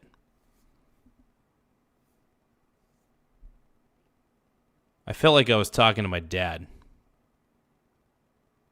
My dad's gotten better as an individual. Billy has not. And that's the problem. I think the reason that I'm telling you guys all this is, yes, I am angry at Billy. But I'm not without empathy. Believe it or not, I'm not without empathy here. Do I want to call him out for being a piece of shit? Yes. I absolutely 100% do, because I am angry at him. But I'm not going to stay angry forever because it's not good for me. It's not good for anybody. But I do know that sometimes there are situations in life where there's an addition by subtraction. Addition by subtraction.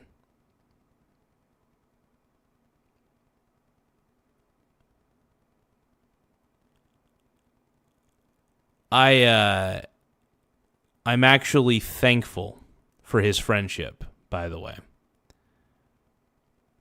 Did I burn my bridges with him? I wanted to. I didn't want...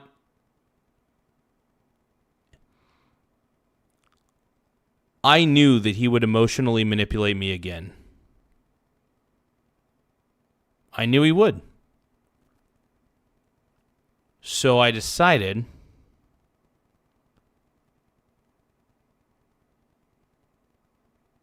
to burn as many bridges as I could.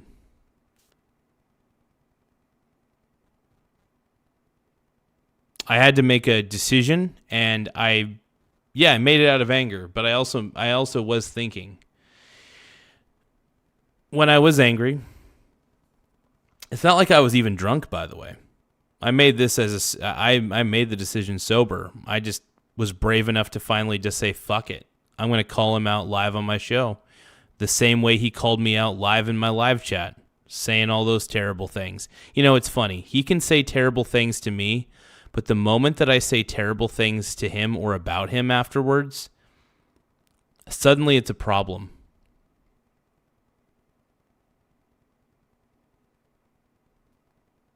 Yeah. I didn't want to outgrow him. I never thought of it that way. That's the problem. I just wanted him to stop personally attacking me for believing what I believe. You know, once you start getting personal, that's where I draw the line.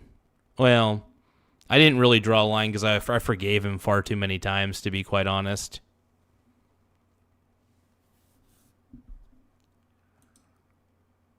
Kevin Rizzi Let's says, see.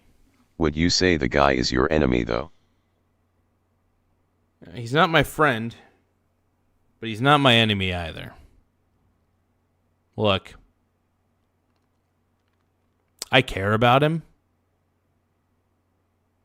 but I also have to care about myself too. And that's something I've learned, is to actually give a shit about myself for once. Actually care how I feel. Because I tend to put other people's feelings above mine too much. And I started to realize that sometimes it's okay to put your feelings in the equation too. It's okay to actually come to the realization that you're being treated like shit. And I came to that realization that I was being treated like shit by Billy. I started making excuses for it.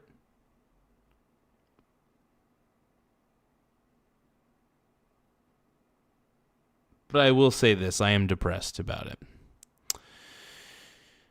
I'll probably be pretty depressed for a bit of time, if I'm going to be completely honest.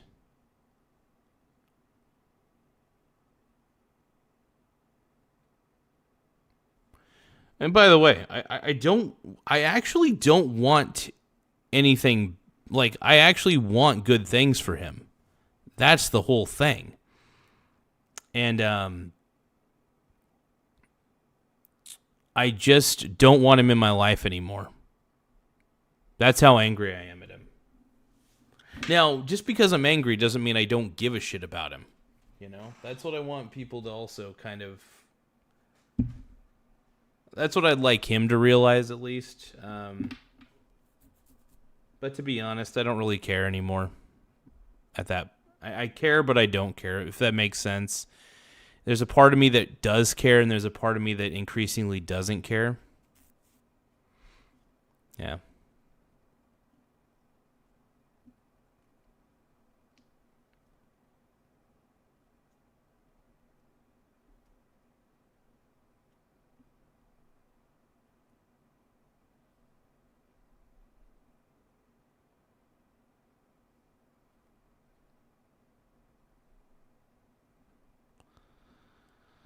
Look, the reason I'm upset about it is because I didn't want my friendship with him to end. I just wanted the personal attacks to stop. I had to be an adult and realize the personal attacks on me were never going to stop. He was never going to quit. And it was either I change my outlook, either I change my political beliefs, or if here was the condition, and this is why I think he's a gaslighter, to be honest. The condition was, if I still believe what I believe politically, then he was just going to keep doing what he was doing, personally digging at me, taking digs at me personally, and getting real personal with those digs. I didn't like it, man. I don't mind if a stranger takes a dig at me because I don't have to deal with them all the time, or I don't have to deal with them often. They're just a stranger. I don't know them. But when somebody who claims to be your friend is taking personal attacks at you and then expects you to fucking apologize, that is manipulative as shit. And by the way, one of the reasons I read those text messages to you guys is so you guys can make a choice. Was I in the wrong? In those text messages, I was a little aggressive. Don't get me wrong. I was a little aggressive. Mainly because I don't want him in my life. When you come on when he came on my live stream and started chatting all those fucking things, it hurt. It really fucking hurt. And he says hurtful things like this all the fucking time. He takes personally, not all the time, but you know what I mean. He thinks that tearing me down is going to somehow make him right. Well, guess what? Billy, you lost a friend. You want to know why you lost a friend? Because you're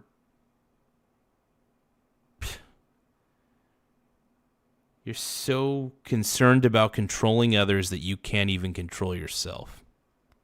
That's your problem, Billy. So, yeah. I really do want him to actually have a decent life.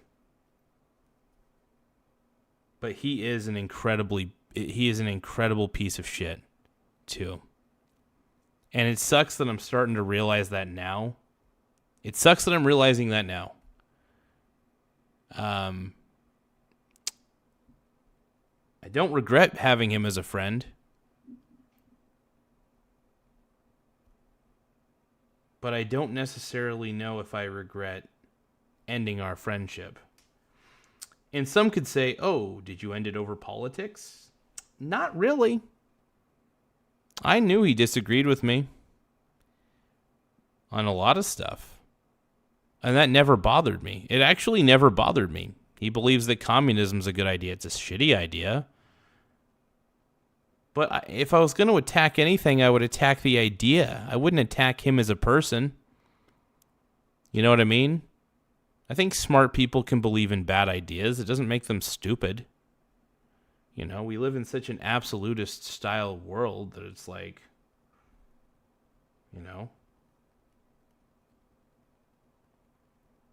I just wanted him to stop bullying me.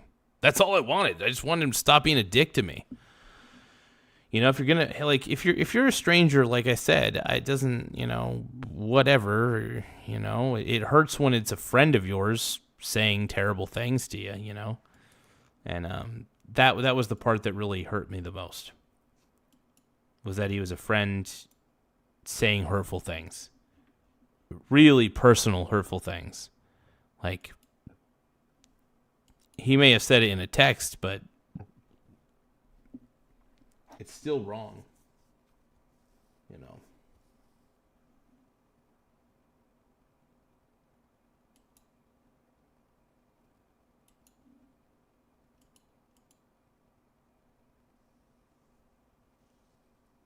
Yeah, he's not bullying me anymore.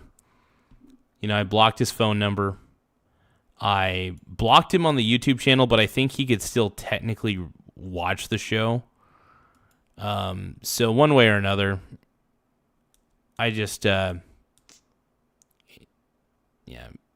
Billy's a jackass.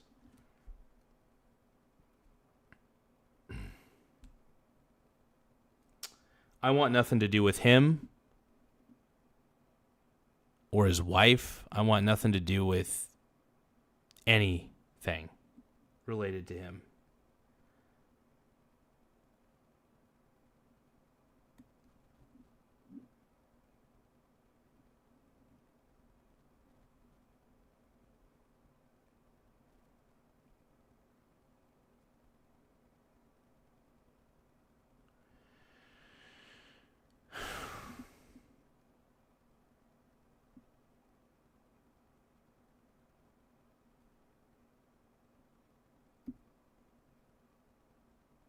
And I guess I want to apologize for bringing it up.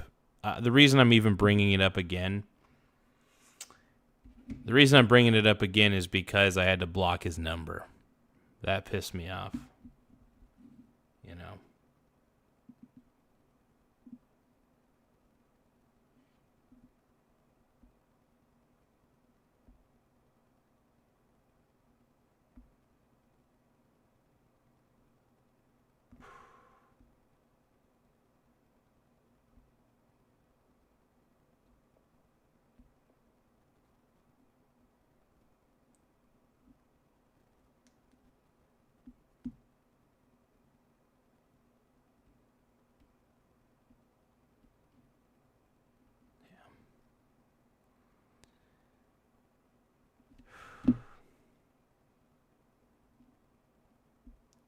I will say that sometimes relationships can be a very complicated thing, especially friendship. You know, friendship's a little bit tricky. You know, maybe they should write a book on how to be a good friend. Maybe they do have books out there, and I just never really looked. By the way, I mean, if you guys ever have any things you guys need to get off your chest, just to let you know, if you guys feel free to use my chat as a place to get shit off your chest too. I mean, you know, I try to help people as best I can, so feel free to use the chat. I mean, I'm not going to ban you. I mean, I did ban Billy though, because I just I don't want him in my life anymore.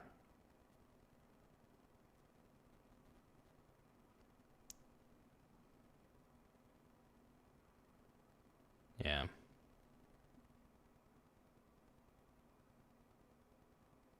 And don't get me wrong, I mean, it hurts. I mean, I was really hurting earlier today, man. I, having to block him officially out of my life. It wasn't easy. It really wasn't. I did hesitate. I did. Hesitated quite a bit to make the decision.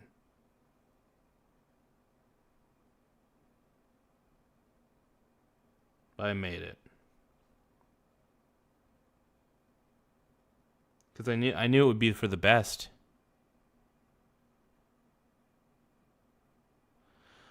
Oh, you didn't miss anything, man. I just had Billy on my mind, man, and don't get me wrong, I feel bad. Not that I did anything wrong technically, but I feel bad that I had to cut him out of my life. You know what I mean? Yeah, if you guys, by the way, if any of you guys ever have things that you got to get off your chest and you feel like if you type it out on the chat, I'm never going to judge you. I'm not. I'm really not. I think everybody's different. Everybody's smart in their own way. And that's the funny, man. That's the funny thing, man. It's just like,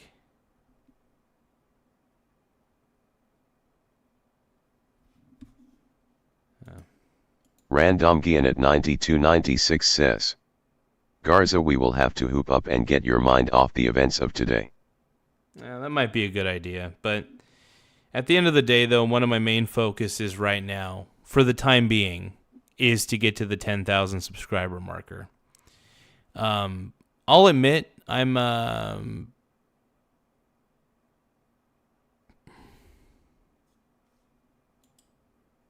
BPD Bob says, Garza brother, I can tell you're worried about the permanence. But nothing in life is ever final. There's always time to make amends should either of you choose you want that. JS. Yeah, I think the problem is, I think a part of me, and that's an interesting comment, man. I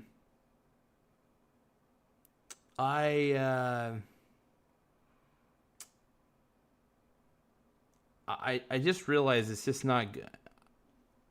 I just don't think I don't think Billy's a good person to have in my life. You know, I mean,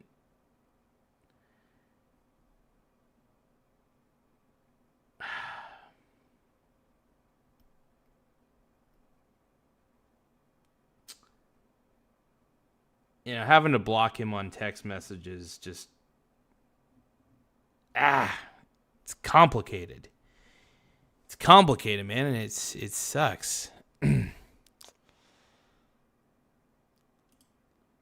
Talahasha says, I have something I'd like to get off my chest. ETRN7CH says, I'll take you to the basketball court RN. Talahasha says, it's been 4 months and you haven't paid rent.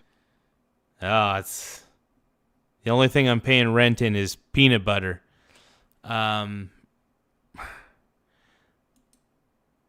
American Girl 8535 says, my mother was harsh and really gave me a hard time. She passed away 4 years ago. Death is final.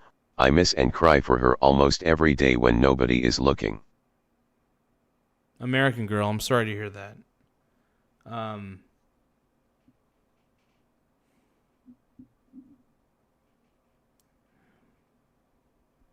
Jeez, man, that's...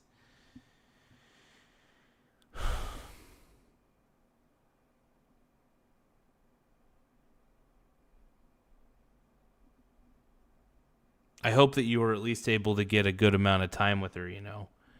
American Girl 8535, I do hope sincerely that you're able to get time with her.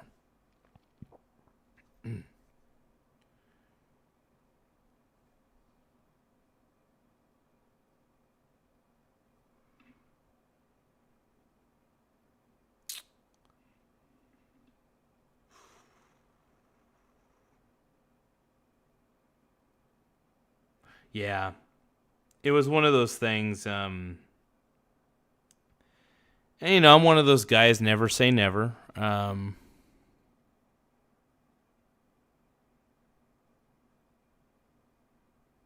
Yeah, I try not to take my mom for granted at all. Absolutely. 100%. You know, especially with everything that's happened with all the cancers and stuff.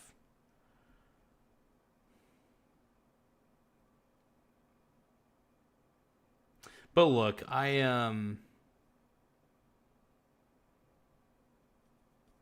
admit it. I'm sad. I'm sad. I'm absolutely sad. I don't feel joyous about cutting him out of my life because I believe there were good times. There were a lot of good times, and but over the last few months, he just kept taking personal digs at me, and it was really hurtful, and I started to not want to be around him because of the way he was treating me. And I decided, like, it all kind of hit me, you know? I don't know if I should be friends with this guy anymore. And that's that. And I'm still angry at him. It's just the problem is it happens a lot. And here's the problem. If I forgive him and I apologize, I don't even know what I would apologize for. But if I forgave him like I had, because I kept forgiving him, and then he kept coming back later on, maybe like a few weeks later, and did these personal digs and would say these shitty things about some of the choices that I make in life, and all these personal digs are not okay. Personal digs are not okay, and I just had to stand my ground for once. I was done with being emotionally bullied, so I just said, "Fuck you, dude." And yeah, well, like I said, the reason the reason I'm telling you guys this, the reason I'm getting into it is because he had the goal. Billy had the goal to come into my live chat and start personally attacking me, personally taking digs at me. And it hurt. Some of the things that he was saying were pretty fucking hurtful. And like I said, this was not the first time that he had done something like this. He had said hurtful things to me in text before. He thinks he could just keep doing this and expect me to, like, he just kept expecting me to, like, forgive him and shit. And I started to realize it's like, yeah, I forgive you, but I have to keep forgiving you like every 2 weeks. So, yeah, I'm still angry at him. That's why you're hearing a little vitriol in my voice. But I'm also sad that I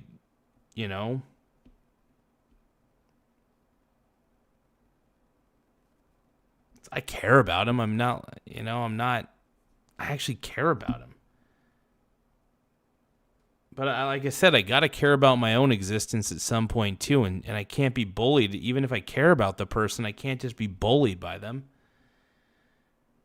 That's why this is so difficult. It's probably the crux of all this.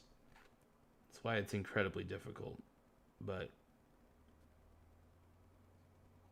I can't just continue to have him say shitty things when I'm not agreeing with him, not say shitty things, but I can't just have him personally attack me, man.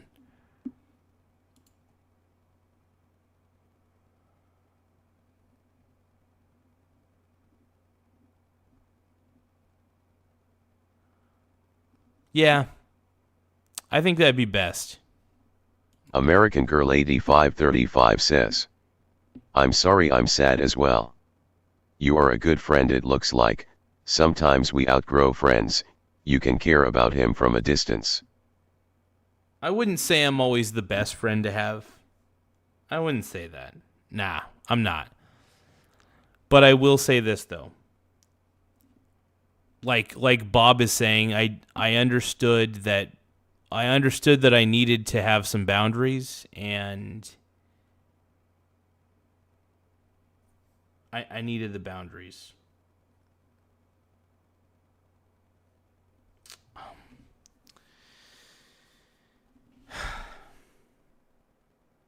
I just don't like being, I don't know, I just didn't want the personal digs, man. I didn't want those.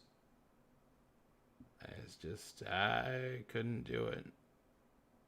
I couldn't take it anymore, man. And I don't think he understood that. I don't know if it's like some level of narcissism or something like that, but he thought he could take personal digs at me. And yeah. I'll tell you what though, you guys, I'm pretty tired. And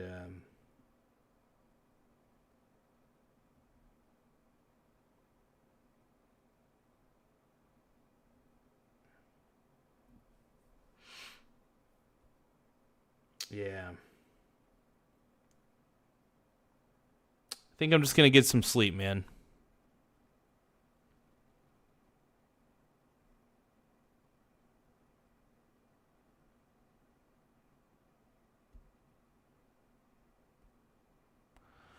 Okay, you guys. Well, I think that'll probably, because I don't want to talk about Billy too much on this show. I'm trying to avoid talking about him. I normally, I want to say this, I try not to bring my personal baggage into this show. But sometimes when it's weighing on your mind, sometimes you got to talk about it. You know what I mean? It's not like I'm going to get fired for talking about my feelings. I mean, this is my show. Might as well talk about it,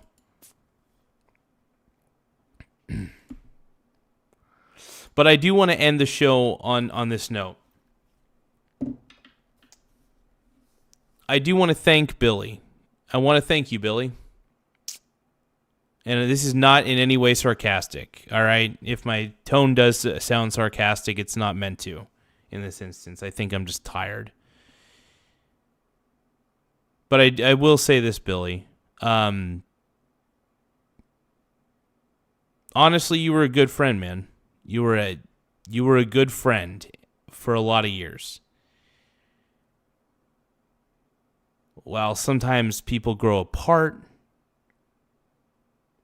things happen. Sometimes we have become different people. I think what you did was unfair to me. It happened a little too often. It hurt. It's very hurtful.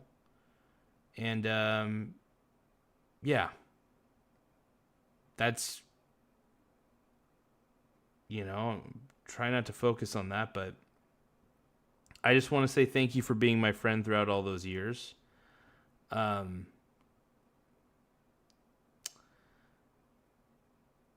I do appreciate your friendship over the years.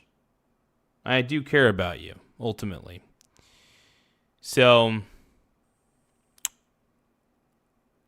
believe it or not, and chances are he's probably not watching the show, but even if he is, I'll assume that he is. Probably not, though. I am rooting for you to actually have a good life, a fulfilled one that gives you meaning, and one of your choice.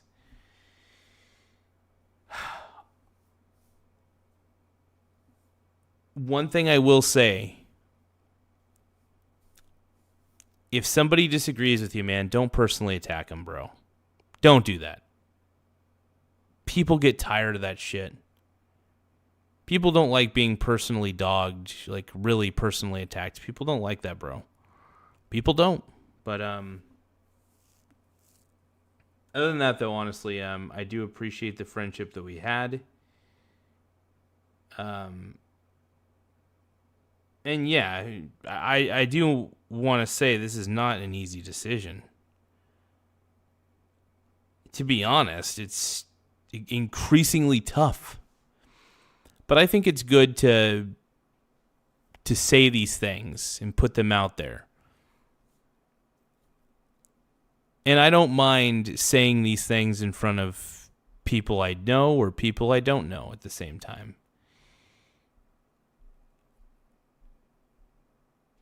I'm trying to speak from the heart, is what I'm trying to say.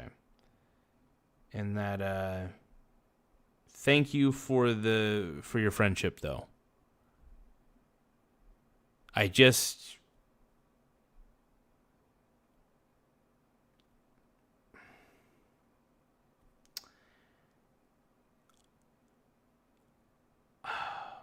said this to Nathan at one point. I did tell Nathan this at one point, that I wish Billy was as accepting of me as I am of him. Granted, I disagree with Billy on a lot of things. A lot of things. But I never personally attacked him. And I always did my best to treat him with respect. I may not have liked his ideas. I would attack the ideas, not the person. That's where Billy and I differed. He would get personal with his attacks. I would go for the idea. Did I defend some of my ideas very well? No. Did he decide to go personal with a lot of his digs? Yes. It hurt. It really, really hurt. It really did. To the point where I don't want to be his friend anymore. That's how bad it hurt. So it sucks, you know. Making these decisions is not easy. And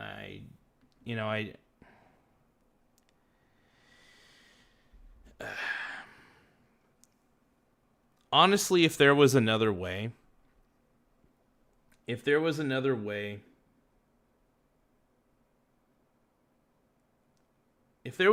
alternative, I would take it, but I just felt that all I could see are two options. Either I continued to take it, continue to take the digs that he kept on making, the personal digs. I had two options. I either continue to take those personal digs, or I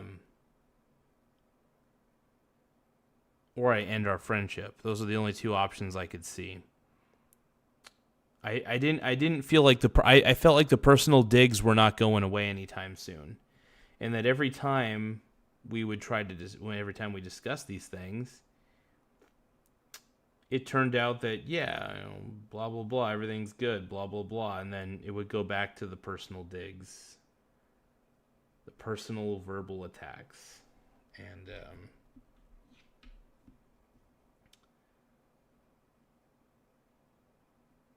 it just felt like a loop. It was a pattern of behavior that I couldn't avoid any longer. So I eventually had to make a decision that was right for myself for a change.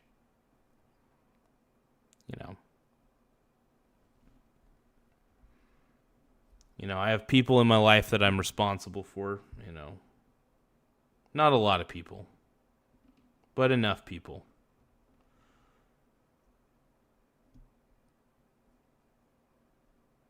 But yeah. Anyway, you guys, I am depressed as shit, and that's the truth. It's nothing to feel bad about. Look, everybody gets depressed, especially when they have to make a decision. And yes, I do feel bad. Just because a decision's the right decision to make doesn't mean that you should feel good about it. Sometimes the right decisions can be the most hurtful.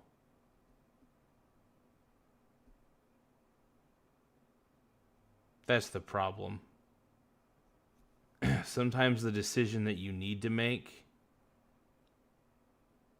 ends up hurting you more than you realize. And you know what's funny? Sometimes the decision that is ultimately right,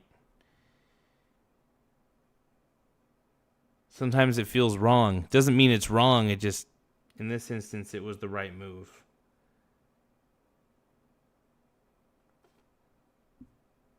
I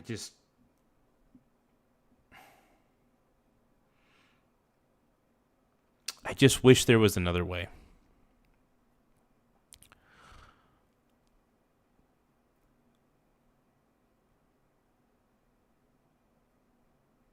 Yeah, no, he constantly was taking personal digs at me. Yeah, and that's why I stood up for myself. I stood up for myself, and I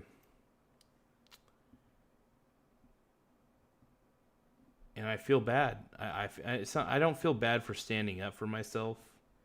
I think what I feel worse about is that I had to end a friendship. That's obviously the worst part about this. I still care about the guy. I want to see him have a happy life. But this is, it's just gone on too far, too long. And I just,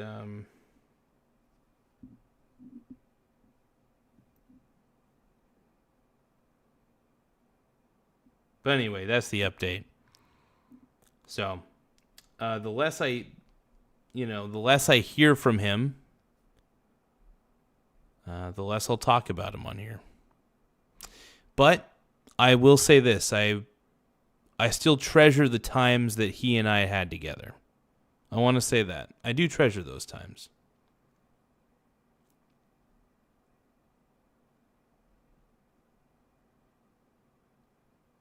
And it hurts.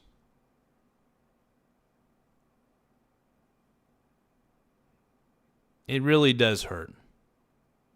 It stings. It hurts.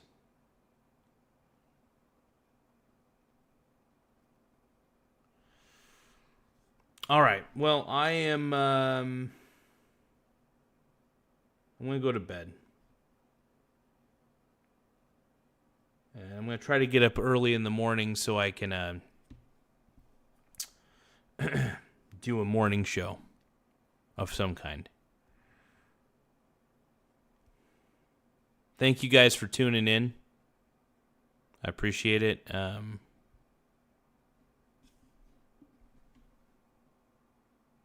Catch y'all later, though,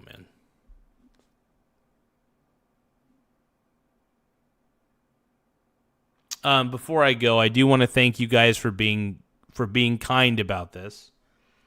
I mean, not everybody in the chat's been kind about it, but that's okay. I don't expect everybody to. It's the internet, for God's sakes.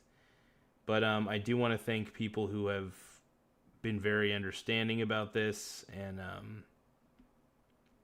I do want to thank Annie. Annie, thank you for being supportive. Thank you, Ty Lord. Just thanks to everybody. You know, even I've been, talking to Nathan about this and about what's going on, and obviously he doesn't want to, he doesn't want to see this happen, and absolutely get it. And I actually, I feel bad for Nathan in this one too, because, it's like he enjoys playing Magic with us, together, all three of us. And I don't think he likes seeing Billy and I fight the way that we do. And, yeah. So I think it's just easier for him to, I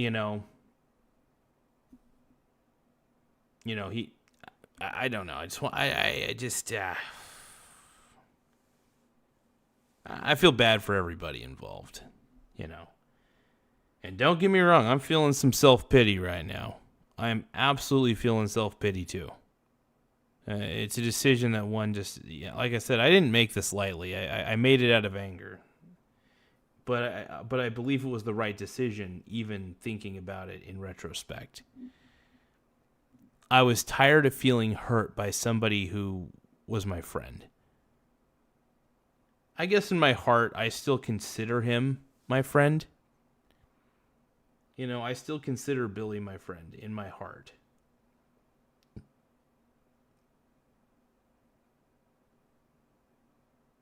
But I can't be friends with him. Does that make sense? It's like, when you care about somebody a lot, even if they make you angry and they make you feel like shit.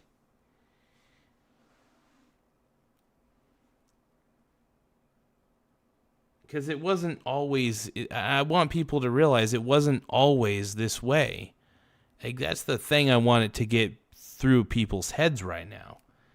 It wasn't always this way. And there was a lot of great times.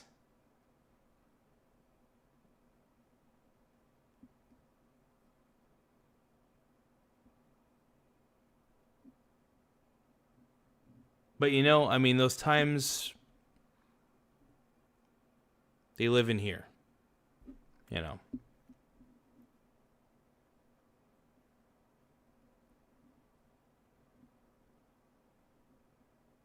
just, he crossed too many lines, man.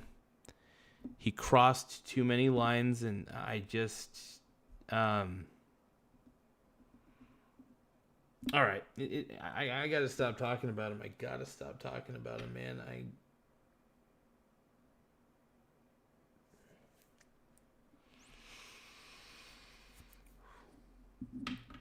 Just got to stop talking about him, man.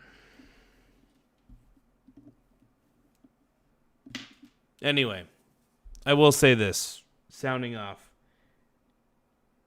Billy, I may not want to be around you anymore, bud. But I still love you. I still care about you, ultimately, bud. And I just want that to be on the record.